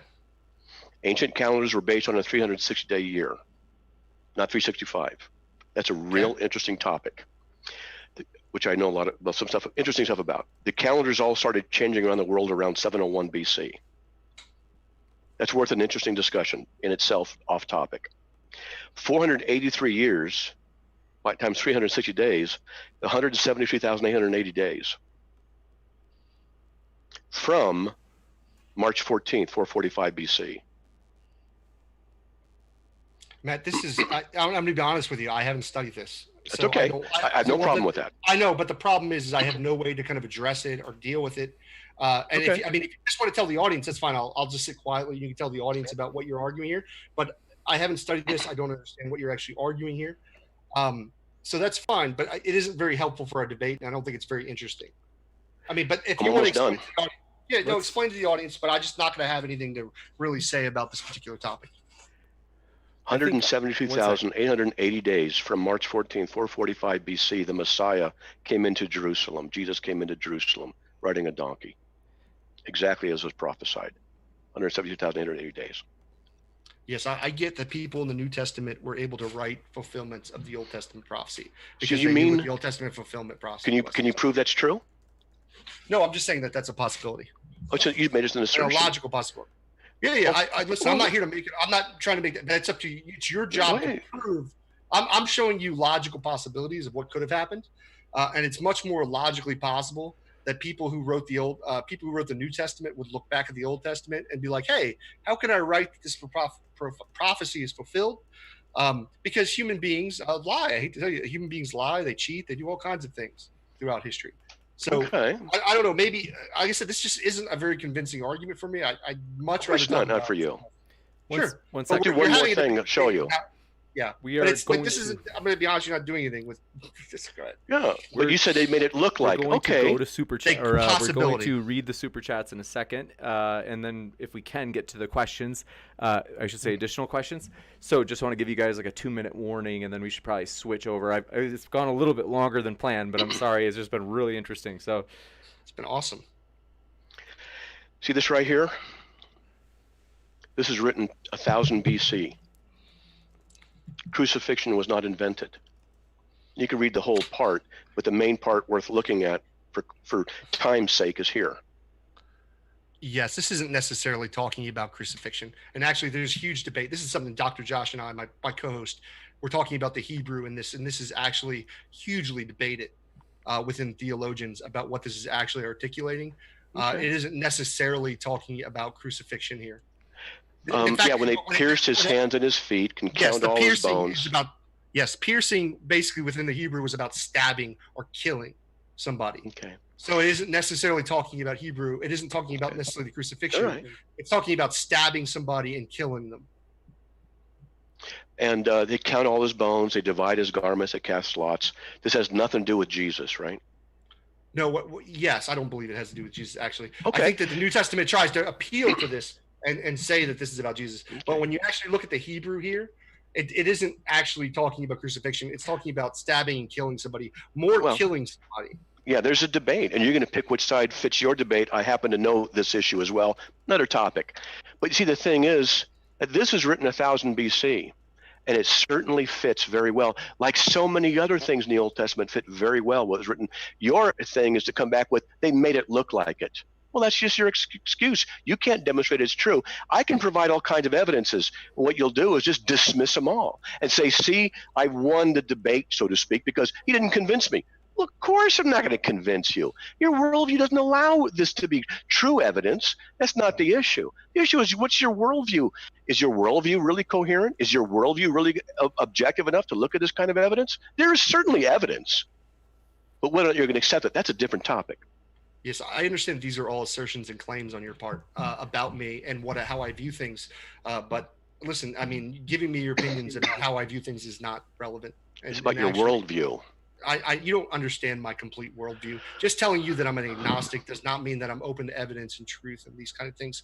You've asserted that. So I can derive from your statements what your worldview is. I get you have opinions about me and how I view the world. That's fine. Opinions aren't arguments. Well, then why are you giving your opinion that I'm arrogant and boasting? Those are yours, no. right? It's not an opinion that you were actually not being humble by definition. We are going to, if we can, just because Matt started, if we give Skylar the last word before we go to Q&A, if you have any point, or if you're good with that, Skylar, we can jump into just a minute. I'll just say something for like a minute. I just want you guys to notice what actually happened in this conversation is that it was more attacks on me personally and how I view things, that I won't allow information, instead of actually just addressing the issues that I was bringing up. You see the frustration that happened when we were talking about morality because I wouldn't follow his script, because I've learned his script. I've talked to him like 4 or 5 times. He just doesn't remember talking to him. And the thing about it is, like, you can attack me all you want, man. You can think that I'm not an honest debater or an honest, I'm not honestly willing to look at the information. I'm just saying that your argumentation is poor, in my opinion. Others may find you convincing. I don't find you convincing. And I think that if you didn't come off so like arrogant at some points, I think that, and you just talked to me like a human being and didn't try to be so argumentative, it probably would have been more effective with me and leading me to your position. But that's it. Let me respond to that. Let's see. I mean, if you're okay with, if you want to have a response to this one, and then at some point, if it's okay with Skylar has the last word, that's fine. Just because we let you start, Matt. But if he misrepresented, he just told lies. I didn't lie. Yes, you did. Dude, you boasted about yourself over and over. It's not boasting. Boasting is something that occurs in here. I wasn't boasting. I was informing you and giving you the reason to believe that I've studied these issues. And you accuse me of ill motives. You don't know my heart. That's not true. Boasting is what occurs in the heart. It wasn't in my heart to do that. It was to inform you. And furthermore, you're the one who's attacking me personally. You're the one attacking me personally, saying I'm boasting and all these other issues about my internal thing. I'm saying it's your worldview that needs to be examined, and that I've given you evidence, and you try and turn it around different ways. I busted you on this several times. It's an issue of worldviews. I did not say you weren't honest either when you said that. You're misrepresenting things I say, and you do it constantly. Skylar, you got to do better. You got to study the Calvinism that you want to attack, and you got to study the arguments. And when I corner you about things, attacking me personally isn't the way to win your argument. It may make your buddies feel good online, but it's not how you win an argument. You haven't done anything to demonstrate that the evidence that I have given you isn't valid or doesn't carry any weight. All you've done is come back and say, I don't approve of it. I don't believe it. I don't accept it. Well, what? I'm supposed to argue against your personal beliefs? That's irrational to do that. You want evidence? I've given you evidence. Yes, there's evidence for Christianity. You just don't accept it. That's all. Yeah, this will be the last thing, James. And yeah, I don't accept the what you've argued tonight. And that's true. I don't think you made good arguments. I think that you tried to strawman my position a couple times. And listen, this thing where I know about your background, Matt. I'm not unaware. I've talked to you like 4 or 5 times. You don't remember it, which is fine. People don't always remember having conversations, but I've talked to you like 4 or 5 times. And funny enough, with the morality thing, you've actually gone through the same routine with me like at least 5 times. So that's okay. I'm just saying that I was not convinced by your arguments. We can go to Q&A. We are glad to have you here, everybody. We will go through these questions as fast as we can. I want to try to respect the time of the debaters as they we're honored to have them here, and so I want to. It's like we probably can't read through all these in 2 minutes. I don't know if you guys have a little extra time. If you're I have as much time as you want, my man. I'm free for you, James. You know I love you. That's nice. I appreciate it. We Steven Steen, thanks for your super chat. He said, in all caps, absolute truth, James is the most beautiful boy here. That is that's true. So weird. That's true. Okay, thank you for that. That is the absolute truth. Thank you for that. Steven, YouTube Surgeon General, thank you for your super chat. I'm going to read their bizarre conversation. He said, I'll fight Steven Steen. And Steven said, YouTube Surgeon General puts his socks on after he puts his shoes on. They got into a small war here. YouTube Surgeon General responded, I'm sorry your dad left you by that dumpster. Oh my gosh. Okay, Maynard Saves, thanks for your super chat. Question for Matt. Why did your God supply humans with cannabinoid receptors if he didn't make cannabis for us? I don't know for sure if they're serious, but I guess God says he makes all the herbs for our health. I have no problem with people using cannabis if it's for their health. Not a problem. I agree with Matt. This is something we agree on. God gave us every seed-bearing plant, as the good Lord says in Genesis. Gotcha. Let's see. Let's see. We've got more bidding, or what is it called? Super chat wars between Steven and YouTube Surgeon General. Steven, or YouTube Surgeon General says, because I left you by the dumpster because I hated splitting presents with you. I don't understand that. Converse Contender, thanks for your super chat as well. They said objective means independent of human opinion, Skylar. So I think that they're pressing you on your, in some way, on your moral position, Skylar. Sure, yeah. I don't believe morality is independent of human opinion and minds. That's the theist position. I was asking for a demonstration that is true, that exists, that morals are outside of human minds. I directly believe that that morals come from our minds, based on our opinions, emotions, empathy, and a whole lot of other stuff. Gotcha. Thanks so much. Next up, Dave Dallafor, thanks for your super chat. This is like Matt, for some of these, I don't know if you want to respond, or I mean, it's not exactly a syllogism, but they said, Matt, demonstrate your God. You can't. Bye. If you want to respond, you can. If you don't want to, you don't have to. That's a Skylar twin. That's all it is. You can't, therefore. He doesn't know all of my arguments, so he'll just say I can't before he's heard them. We don't call that objectivity. I heard all your arguments tonight before I made objections to them. No, I got other arguments you haven't heard yet. I know. We didn't discuss those, did we? So I didn't object them. I didn't object to them before you said them. Let's see. Just keep on moving. The YouTube Surgeon General, thanks for your super chat. They said, I torched the poop out of my gigapet. I don't know what that means, but thanks for that. Tor Lane, thanks for your super chat. They said, question for Matt. In order to be aware of God's existence, must you first presuppose the reliability of your sense perception? That's an interesting question. Presuppose the reliability of sense perception. In order to be aware of God's existence, first of all, in order to be aware of God's existence is something decreed, revealed in Scripture, that God reveals himself to us in our hearts. Everyone knows that God is existing. Some suppress the truth of God's existence in their unrighteousness. The awareness of God's existence is not simply by sight or seeing, by our sense perception. That implies the issue of materiality, and God doesn't reveal himself that way. That's not how he revealed himself to me the day that I got saved, which is a very profound experience. I'm not using it as proof, but it was not by sensory experience.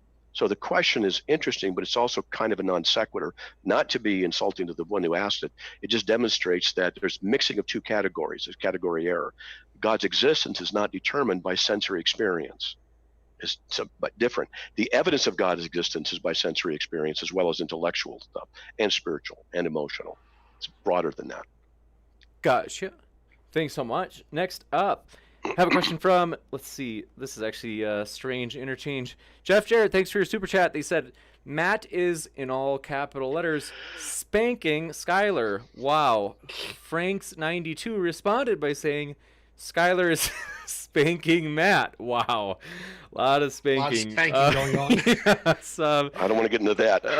Yeah. So I think Matt and I can agree are not doing to each other. Not doing that. That's morally wrong. No spanking tonight. Genius Tracks, thanks for your super chat. They said, for Matt, coercion is a literal infringement on one's will. God threatens us with hell if we don't do what he'd like. He was coercing us, and therefore we do not have free will by proxy. So, sorry, no problem. That's not how free will is defined or understood. Free will is making you do an action you don't want to do. Can God make you believe, so to speak, in Jesus against your will? It's not what the Christian perspective is. God regenerates. Regeneration precedes faith in a temporal priority. In a logical priority, not a temporal priority. That's another issue. But no, you're misunderstanding what the issue of free will is and coercion is as it relates to them. And that's not it. God doesn't. He threatens us. It's not a threat. It's a fact. Look, hell's coming, and he's saying you ought to believe in him. He's not making you believe in him. You freely can choose to rebel. So it's not coercion. Gotcha. Thank you very much. Next up, let's see.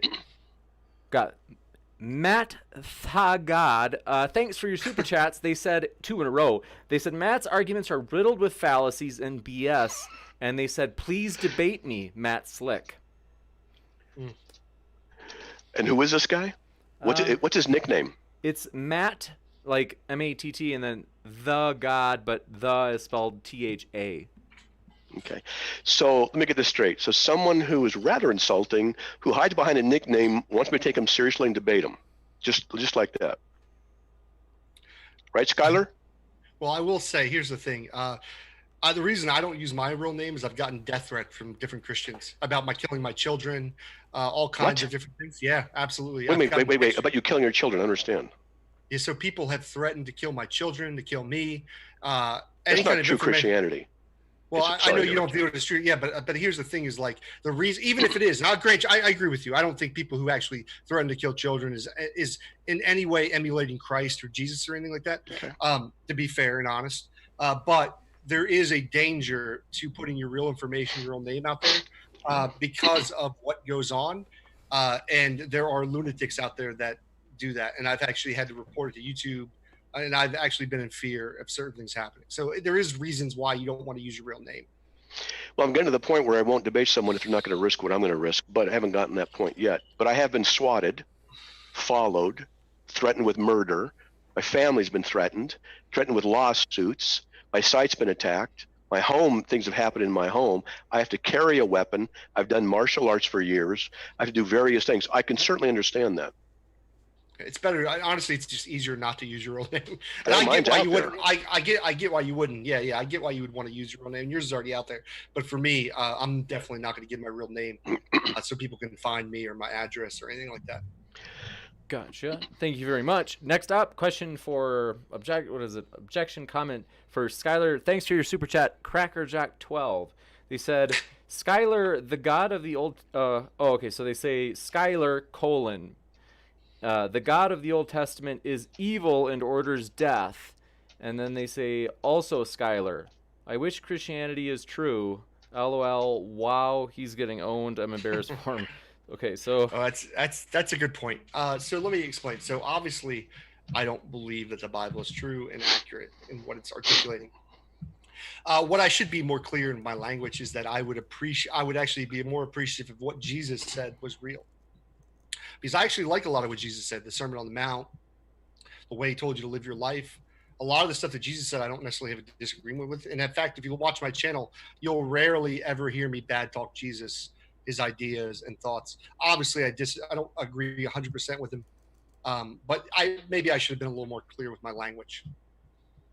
Gotcha. Thank you very much. Next up, super chat from, this is Ronald Mendonca. Appreciate your question. They said, Matt, if you have proof Jesus actually rose from the dead in history, in all caps, please get off the stream and collect your Nobel Prize. This is religion, in all caps, dude, not history.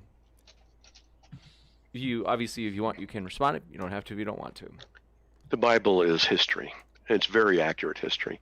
And you can go to the Old Testament, New Testament, you can demonstrate, archaeologists have demonstrated, it's very accurate history, repeatedly across the board. No archaeological discovery has contradicted the Bible.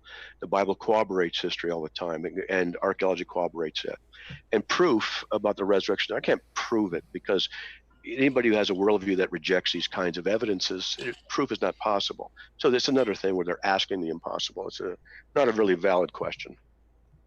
Or statement request. You got it. Thanks so much, Brian Stevens, for your super chat. They said, Mormons don't lie. The Book of Mormon is true. QED. I don't know what QED means. Is that similar to like young people cool slang? What's QED? I don't know. That's a good question. What is... Sorry, this is embarrassing. Is an abbreviation for the Latin phrase, I can't pronounce the Latin, that which was to be demonstrated. Quaderat demonstrandum. I think you're right that's what it... I've never heard that. That's okay. Yeah, you're right. So reading it again, that's interesting. Okay. They said, Mormons don't lie. The Book of Mormon is true. That which was to be demonstrated. I don't understand it still. Hopefully you guys maybe... And yes, Mormons do lie. They're allowed to lie to Gentiles. And Gentiles are non-Mormons. This is a practice that they don't officially teach, but it's what they do all the time. That's why I tell Mormons, and I'll tell everybody here, if you have any dealings with Mormons, always record what you have with them, because they will, not will, no guarantee, but they very often go back on their word. Because you're a Gentile, you're not a true Mormon. Gotcha. Provocative. Thank you. Next up. That's the evidence. I'm not trying to deny it. I'm just like, oh boy. All right. Brian Stevens, thanks for your super chat. They said, or S.G. Thomason, thanks for your super chat. She said, Skylar, please explain why the early disciples who were martyred in capital letters, gory ways would preach for decades for Jesus. Why did they come out of hiding after Jesus' crucifixion? The same reason why Muslims who are extremists will go blow themselves up for Allah, even though the religion of Islam isn't true. Because people believe false things, and they're willing, under those false beliefs, to do extreme things because they believe that they're right and God is on their side. Gotcha. Thanks so much. She goes by this. This is her own name. Stupid Whore Energy, as she goes by. Thanks for your super chat. I love that she name. Says, there's a coin which featured the head of Alexander the Great. So I think she's going back to that part of the conversation where it was discussed whether or not everybody believes in Alexander the Great. If anybody wants to respond, you can. Otherwise, nah. And then is that sufficient evidence that he existed? It can't be. Because someone could have made up the coin and put it there in the dirt. It's not proof of anything. People want proof on one thing, but they don't want proof on other things. People are inconsistent in how they demand proof of various things. It's because of the worldviews. Gotcha. No, I don't think it's because of their worldviews. I think it has more to do with the actual evidence. What happens in these kind of debates, you have a theist claim something, but they're not actually bringing up all the proofs, right? If you want this, you could spend, months studying the historicity of Alexander the Great. When we're talking about within a debate, like we're literally in a 2-hour period or hour and a half, and then somebody makes a claim about something, and then they're like, well, you're never going to believe this anyways because of your worldview. It gets kind of in this silly town, frankly. And it also misrepresents the person as if they aren't a honest person listening to this. I would love, like I said, for there to be something after I die. I don't know, maybe there is. And to say because I don't necessarily believe in your God now that I could never believe. Under Calvinism, I've got to be elect anyways. It's already chosen. Everything that's actually happened tonight is because God has elected it to happen. Or not say, with his decretive will, I should say. With his decretive will, it has happened. And everything is exactly as he planned. So everything I've said, everything Matt said is exactly the way God wanted it, just like with child molestation and all these other stuff. See, here you go again. You go back into this stuff, and I'm going to recommend that you go and do study on decretive will, on direct and indirect decrees, and what that means with the issue of free will. You can't lay this at God's feet. You don't understand. I mean this respectfully, Skylar. You don't understand what you're criticizing here. And those of us who do know, and I've got friends who are going to watch this who know theology, they're going to say, yeah, he didn't understand what he was criticizing here. Not because they don't like you or disagree. They're going to say, he didn't understand it. And you don't. But a worldview provides the lens through which phenomena are interpreted. This is why worldviews are so important. I mean, you couldn't even answer if in his indirect decretive will, if somebody could go against that. Like it's either yes Well, or that's no. a good question, though. It's a good question, but it's not an easy one to answer because. Sure, And but I'm not it is trying to a be yes or a pedantic. no. But hold on, No, it is a it's not yes or easy. no. But it is a yes or no. But there's an explanation for the yes or the no, and No. that's the point. No. One sec. No, I in wanna- all seriousness, just really fast. I'm going to start an argument. I want to It's just that to be sure. Forgive me, Skylar, but I'm going to give Matt the last word on this, just because the super. No, that's chat was fine. for Yeah, him. I'll keep going. Yeah, that's fair. Yeah, it's not I want to argue about it. I'm just saying that this is a good discussion. It's a good question you're asking. And I'm not just saying it. It really is. I have discussions like this with my theological friends on closed phone calls and things like that. And there are different senses. I'm not trying to be philosophically, blurry, but there are different senses in which can be understood. We actually discuss these things for 20, 30 minutes at a time. I won't get into it now, but if you want, we can include you in some of these discussions. Oh, I'd love it. Please invite me. Yeah. When I get into these, I can say, hey, if you give me your cell phone, if you want to do that. SkylarFictionShow@gmail.com. SkylarFictionShow@gmail.com. Well, we usually have these impromptu phone calls. I'm like, oh, yeah, blah. 2 hours will be on. Yeah, but if you just email me, I could call in through a separate number. I could do that. But just let me know through email, and I'm happy to hear that. I would love to be. Actually, it fascinates me because I think you would actually be someone really interesting to talk to about this, and I mean this in being genuine, Matt. Because I've talked to other Calvinists about it, and when we get to it's this compatibilism where it's where we get to this exact question. Well, not compatibilism. Let me not phrase it like that. When we get to a specific question about whether someone can go against that particular type of will, they can never explain it to me, and I would be interesting to see how you would explain it. Okay, James. All right, me and Matt could talk about this for hours. We're both interested. Gotcha. You feel like you got to respond to that, Matt? Because I know that super chat was for you. We could get right into all kinds of stuff. It's a really sophisticated conversation. And I have this conversation every now and then with someone, maybe 2, 3, 4 times a year. But we have these discussions. There are people I have discussions with like this. It's a good discussion. And we don't always come up with good answers either. But we do raise a lot of issues. And it's not that simple. It's a good question. And it is. Gotcha. But it's not that simple to answer. Thank you very much. And Geo Sam, thank you very much as well for your super chat. They asked for Skylar why he does what he does. Some sort of inside joke. I don't know. Well, listen, the true reason I do what I do is because of Raptor Jesus. Let's be frank. And that Raptor Jesus, Matt, I know this is going to sound strange to you because you're not familiar with my channel, but Raptor Jesus has, through his election, decided that I would do this from the very, very beginning. And all my Raptor baits out there, the followers of my channel, they know what I mean there. So under his claws is all I'm going to say to that. Go ahead. Wait, Rapture Jesus, is he a guy from Pal Talk? No, Raptor Jesus is our Lord and Savior for the Raptor baits that follow our show. He went extinct for your sins. He kind of snuck on the ark for a little bit, Matt, because young earth creationists sometimes believe that dinosaurs get on the ark. Raptor Jesus is a lot like Jesus, but a raptor. Oh, it's way a complicated. dinosaur raptor, not rapture. Oh, no. Raptor Jesus. It's Jesus, but a raptor. It's complicated. It's really too hard to explain within a 5-minute period. But just know that he went extinct for your sins and that he wants you to follow him. It's just very important. It's under his claws. He gave up his claws for your sins. Gotcha. Next up. Yeah, that kind of condescending mockery is not really something I would be interested in. No, you probably would. Next up, let's see. As she goes by Stupid Horror Energy, thanks for your super chat. She says, "P or not, PP burns." God, so sick. Saxy Calzone, thanks for your super chat. I just figured out what it meant. They said, happy to see Praise has a wrench. Maybe it'll help distract him from petting the puppies too hard. I don't know what that means. Stupid Horror Energy, thanks for your other super chat. She said, the demon saying, quote unquote, we are legion. In that passage, legion is a Roman word. The Gospels were clearly heavily Romanized when they were written way after the supposed death of Jesus. I think that's for you, Matt. If you want to respond, you can. Otherwise, I'm sorry. What was the question? No problemo. They said the demons saying, quote, we are legion. In that particular passage, they're saying legion is a Roman word. The Gospels were clearly heavily Romanized when they were written way after the supposed death of Jesus. Well, there's an Aramaic word in there. Does that mean they're heavily from Aramaic and the influence of Aramaic? The logic doesn't follow. Legion is just simply a word that was used to describe a cohort and a large amount of demonic forces that were in someone. That's all it is. Gotcha. You got it. Thanks so much. And then Mike Billers, thanks for your super chat. Appreciate that. Just a kind of a donation. And then Stupid Whore Energy, thanks for your super chat. She said, how does Matt reconcile Matthew 1:16 with Luke 3:23? Hold on.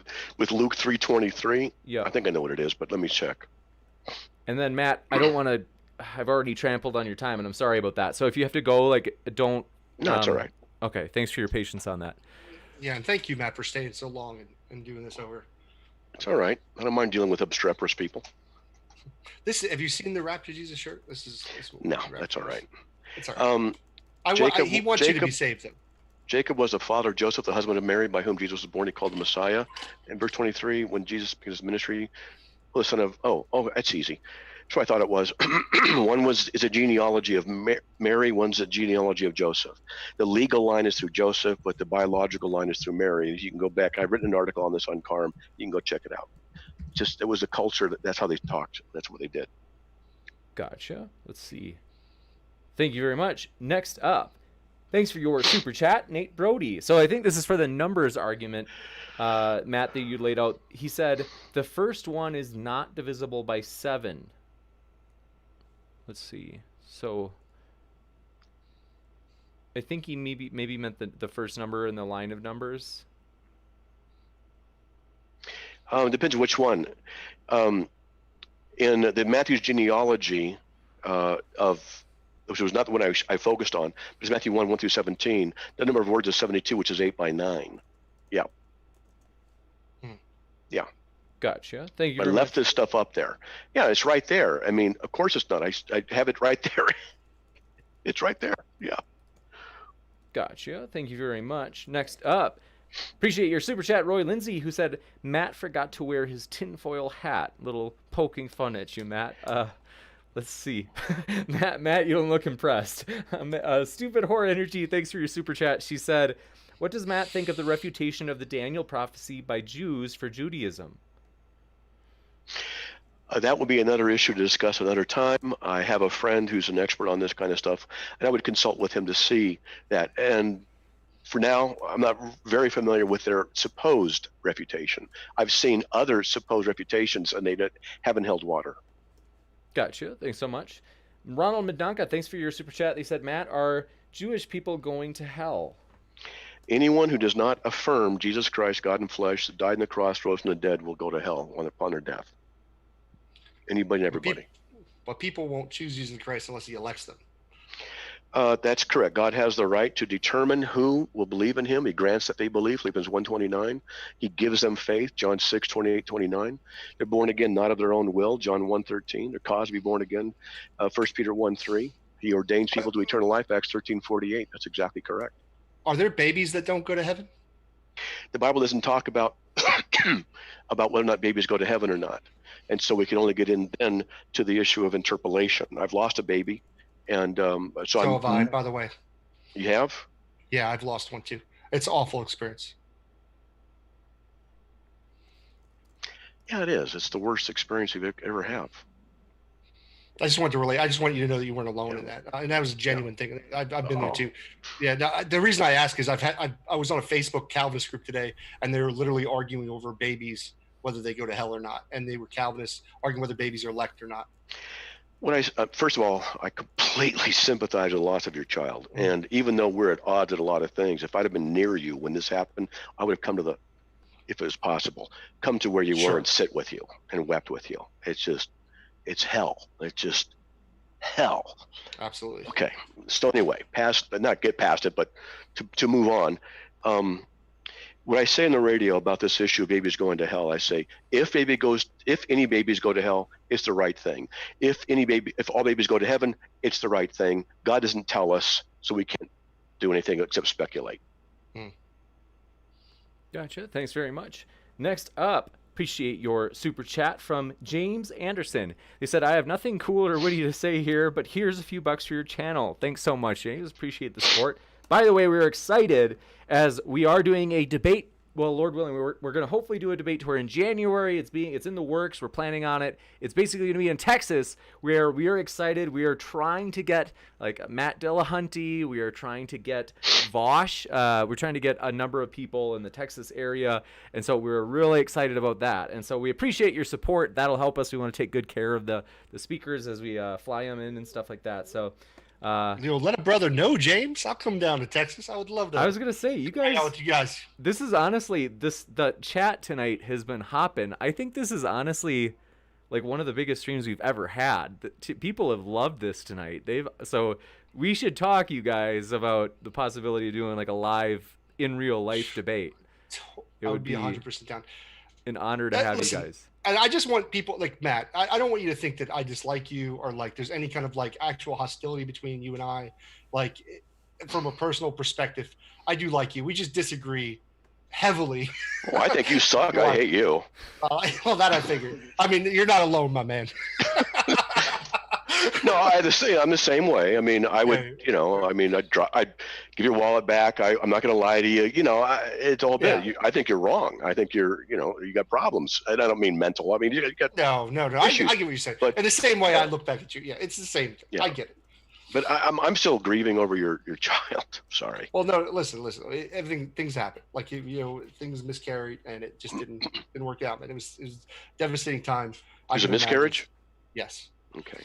We've had a miscarriage, and our son died in my arms. Oh wow. Yeah. No, I can't even imagine. I can't even imagine. Yeah, you don't want to. No. No, you don't want to. Sorry, guys. We just brought the whole stream down. Yeah, we did. Sorry. Let's. I think that it is a nice reminder that it's like, even though there are passionate debates and it's wild sometimes, it's like ultimately I know that sometimes it seems heated, but it's like I think we'd be there for each other when the chips are down. I think that's a phrase. Exactly. That's exactly right. Technical correction. I think he died in our arms, my wife and I. I don't remember the exact thing, but okay. Well, our heart goes out to both of you, and so we appreciate your guys' kind of like genuine personalities here. We next super chat. Thanks for your super chat, Marty Camijo. They asked.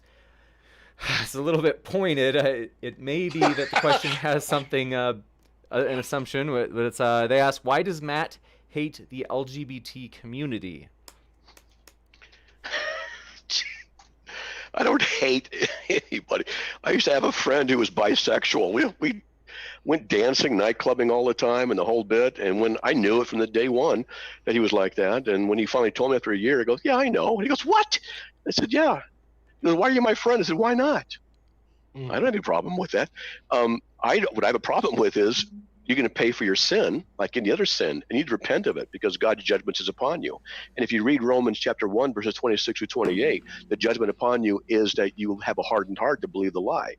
And the other thing I'm against in that community is the pushing of their immoral values upon society, trying to get my children and other people's children to believe like them. I don't think that's right. Next, that's another issue.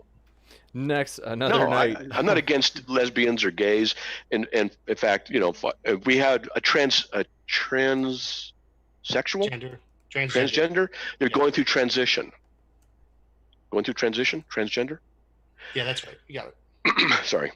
No. And last year, you're trying to actually do the right term, which is So last year, really quickly, I mean, whatever. But my daughter calls up and, "Hey, man, Dad, blah blah blah, come over for Christmas." I go, "Oh yeah, sure." I have my roommate come over. He goes, "Yeah." Well, there's a problem. I go, "Okay, what's the problem?" He is transgender. I go, "All right, so I'll bring him over." Is it he or her? What? You could bring him over. So he came over. We actually rearranged some gifts so he would have a gift. And after he spent the night. He could spend the night, and he did. And then the next morning, we all got talking. I go, and his name was Mars. And I said, "Okay, I got a question that's been bugging me the whole time since you've been here." The whole room went dead silent. What's Matt Slick, the apologist minister, going to say? And I said, "Why Mars? Why not Venus or Saturn?" And that broke the ice, and we had a good time. That's awesome. I'm still just imagining you, Matt, at the club, at the dance club. So next I'm a white boy with rhythm. I'm a white boy with rhythm. That's awesome. Okay. I am happy for you. That's what we should have done tonight is dance off. That would have Yes. been. Hey, I'm 63 in a couple of weeks. I still would like to go clubbing, but my wife's health is so bad we can't. Oh, But I would still go. We hope she gets better and that you can get back out to the club. So She has a rare connective tissue disorder, one of the rarest on the planet. I'm And sorry it's to hear bad. that. But at any rate, that's what it is. Some of these evidence of Matt's dancing skills. Oh boy. That's funny. We don't have too many more. We're going to try to speed through. Stupid Horror Energy, thanks for your super chat. They said crucifixion was invented by the Persians in 300 to 400 BC. Actually, it was earlier than that. But the Phoenicians did it, and then Rome borrowed it. But good. Gotcha. Next up, appreciate your super chat from Matt the God, the same person that challenged you to a debate, Matt. They said, my real name is Matthew DeMarco. Good. So, doxed himself. Or am I not supposed to make jokes about doxing? Someone told me. Okay. Stupid Horror Energy, thanks for your super chat. And what's this guy want to debate me on? If you're out there, Matt DeMarco, shoot it in the chat and I can read it out loud. And Stupid Horror Energy, thanks for your super chat. She says, my real name is Pizzazu. She says that a lot. I think it's that character from Ghostbusters. Thinks there's something wrong with her. But thanks for that, Sarah. Next, Stay Shy. Thanks for your super chat. They said, Matt, I'm stuck on the empty tomb. Why does Mark and Matt account for one angel? Luke and John say two angels. Also, Matt says the angel removed the rock, but the others found the rock already moved.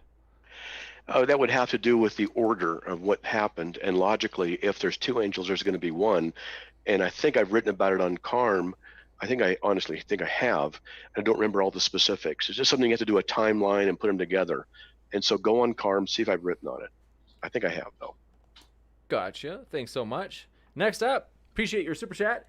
Nate Brody, he said, Matt, I assert invisible car exists. Prove me wrong.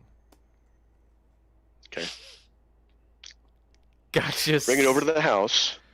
Just bring it over to the house, and then I'll spray paint it, and we'll show you.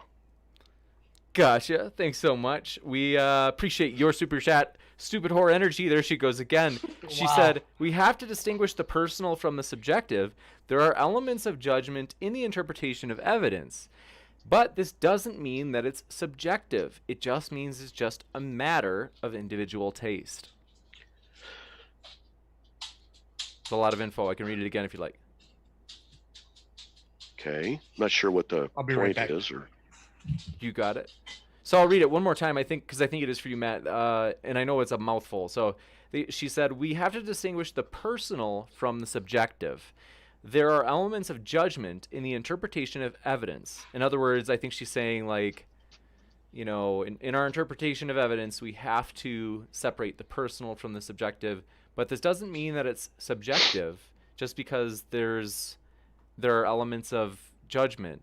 It just means it's just a matter of individual taste. Yeah, I can't follow the logic of the statements. Subjective and personal are kind of interrelated, not clarify what it means. Brenda von Hassen, no, I don't always lie. Please don't attack me personally. That's not right. In the chat text. Oh, okay, gotcha. Someone said Matt always lies. No, that's just not true. Gotcha. Thanks so much. And Subtracted, thanks for your super chat. They said, hey, Matt, Heaven's Gate cult killed themselves to go on a spaceship behind the Hale-Bopp comet. Does that also make their cult true? No, actually, I was interviewed on TV back in San Diego when that happened. I used to live there when that did happen. And that has what we call non-falsifiability. There's no way to verify or unverify anything.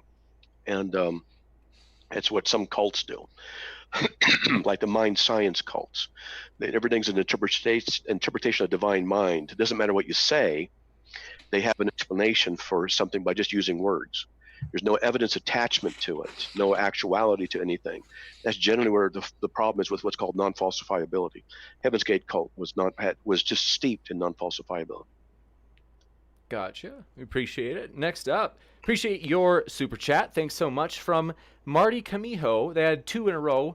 Well, I guess they're kind of pretty distinct. They said, my pagan gods don't decree for kids to be molested.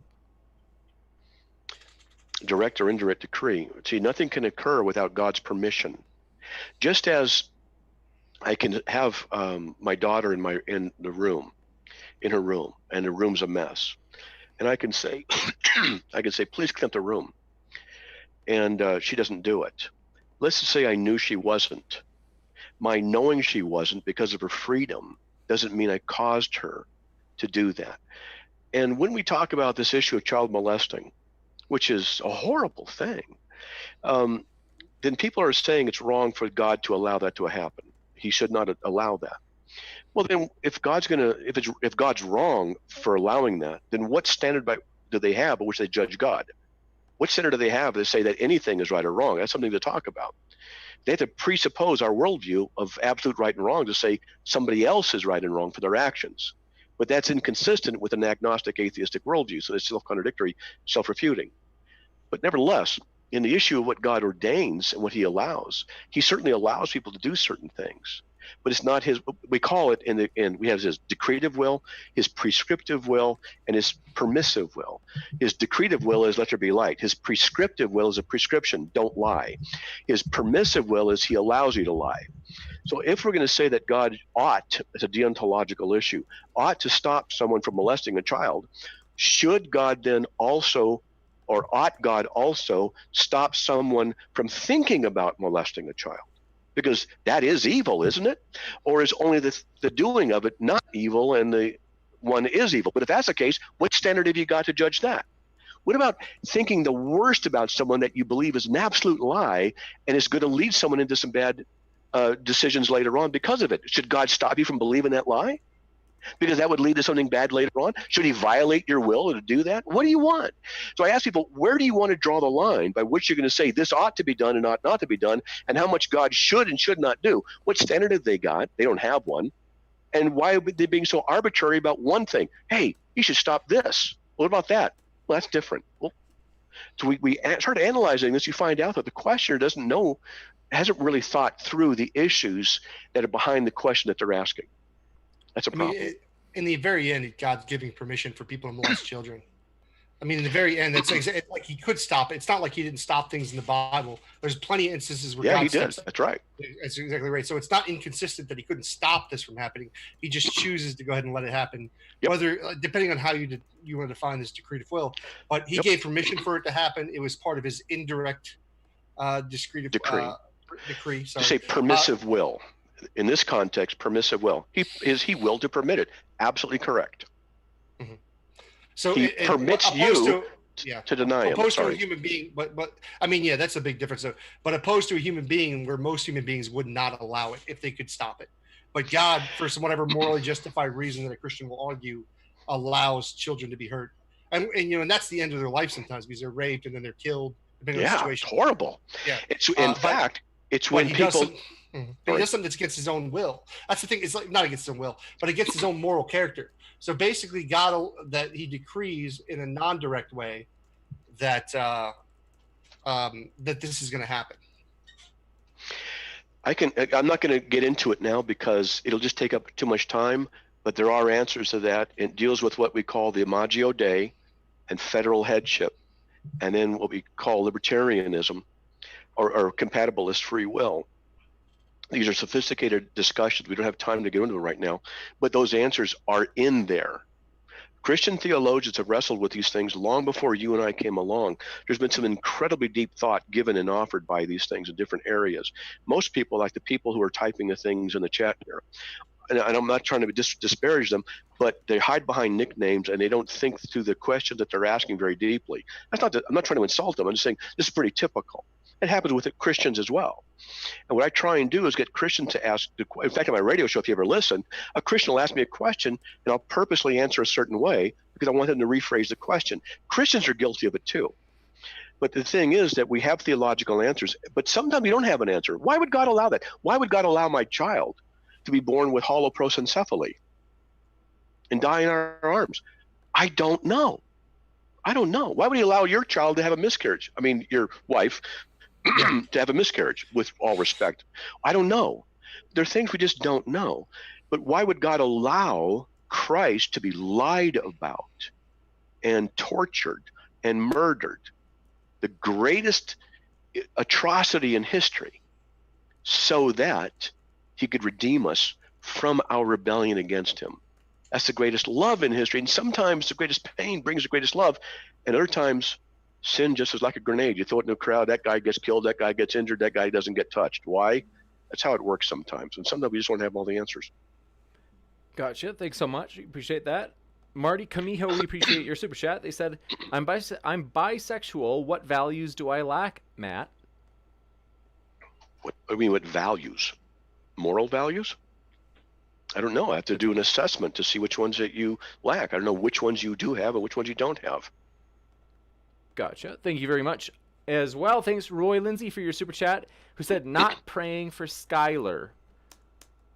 Say not praying for me? I think he's a skeptic, so I don't know if it's. Oh, I'm confused. You should still pray for me. Pray for me in the name of Raptor Jesus.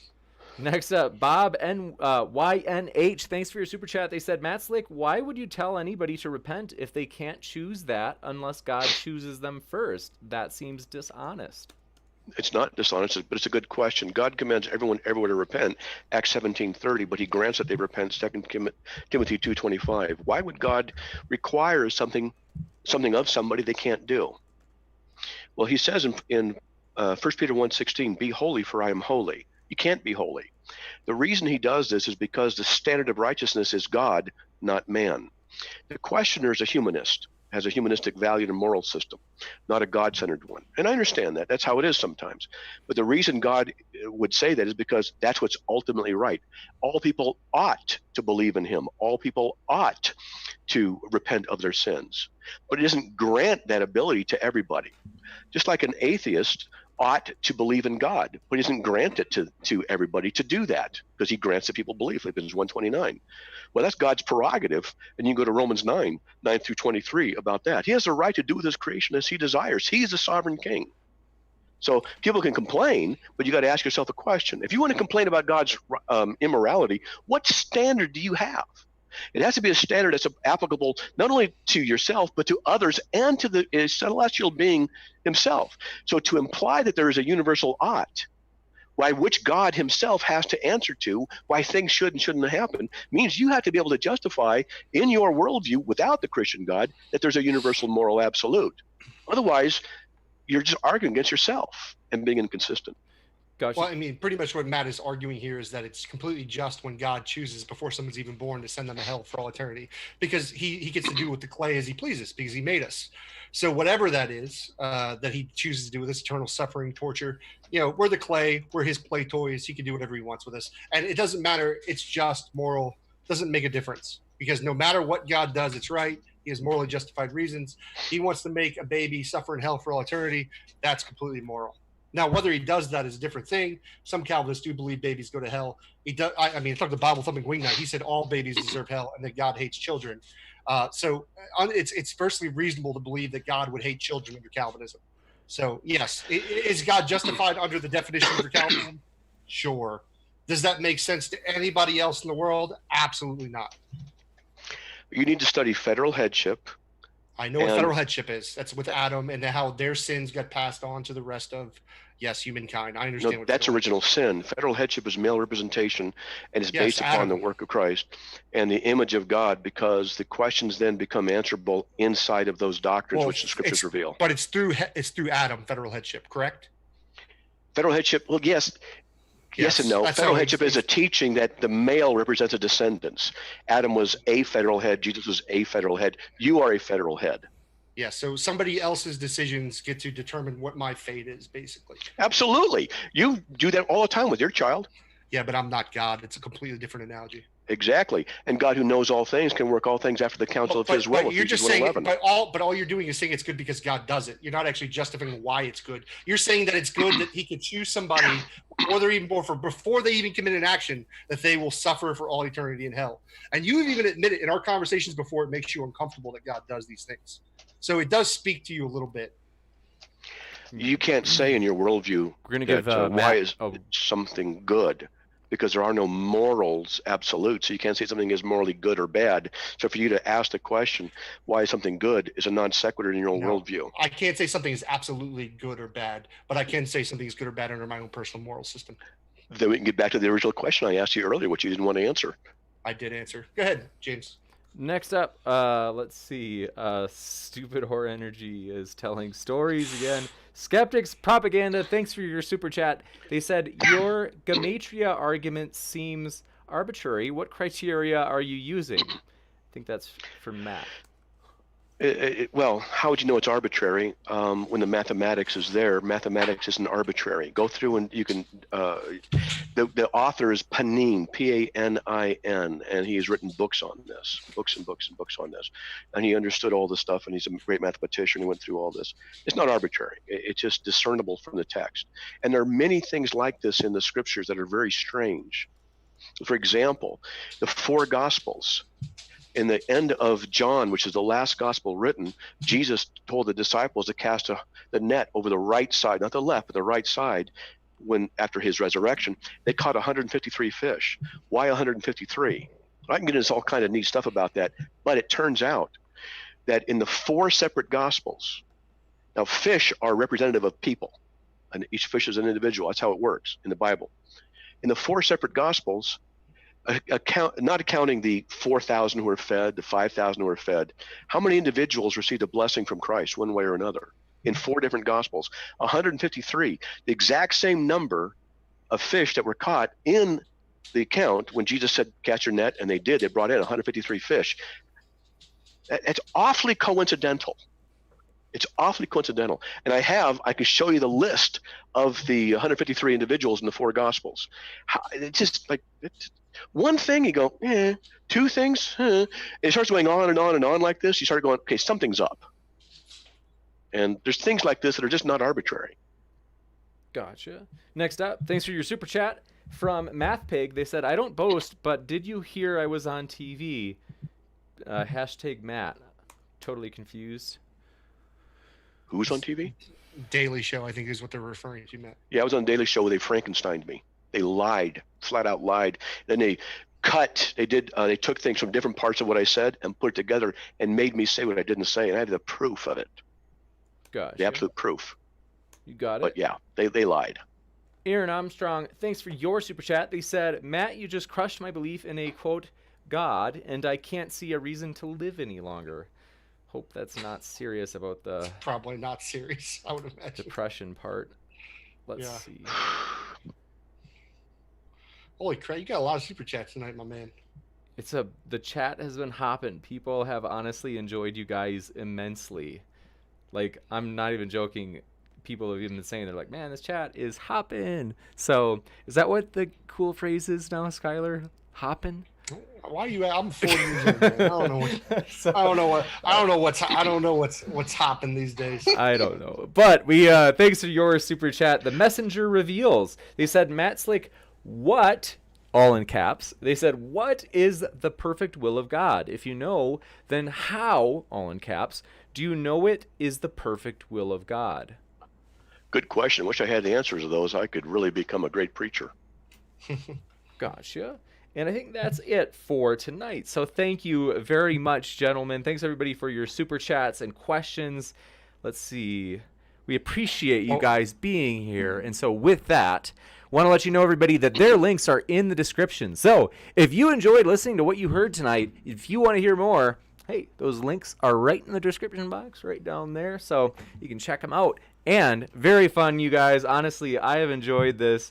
If you want more people to see this stream, go ahead and hit that like button. That really does help the channel a lot. So we appreciate you being here, everybody, and especially thanks to the debaters. You guys are the lifeblood of the channel, and so it's honestly been an honor to have you guys here. Thank you, man. Thank you. Yeah, it was interesting. It was enjoyable. It was a slobber knocker. So thank you, guys. Keep sifting out the reasonable from the unreasonable, everybody. Take care.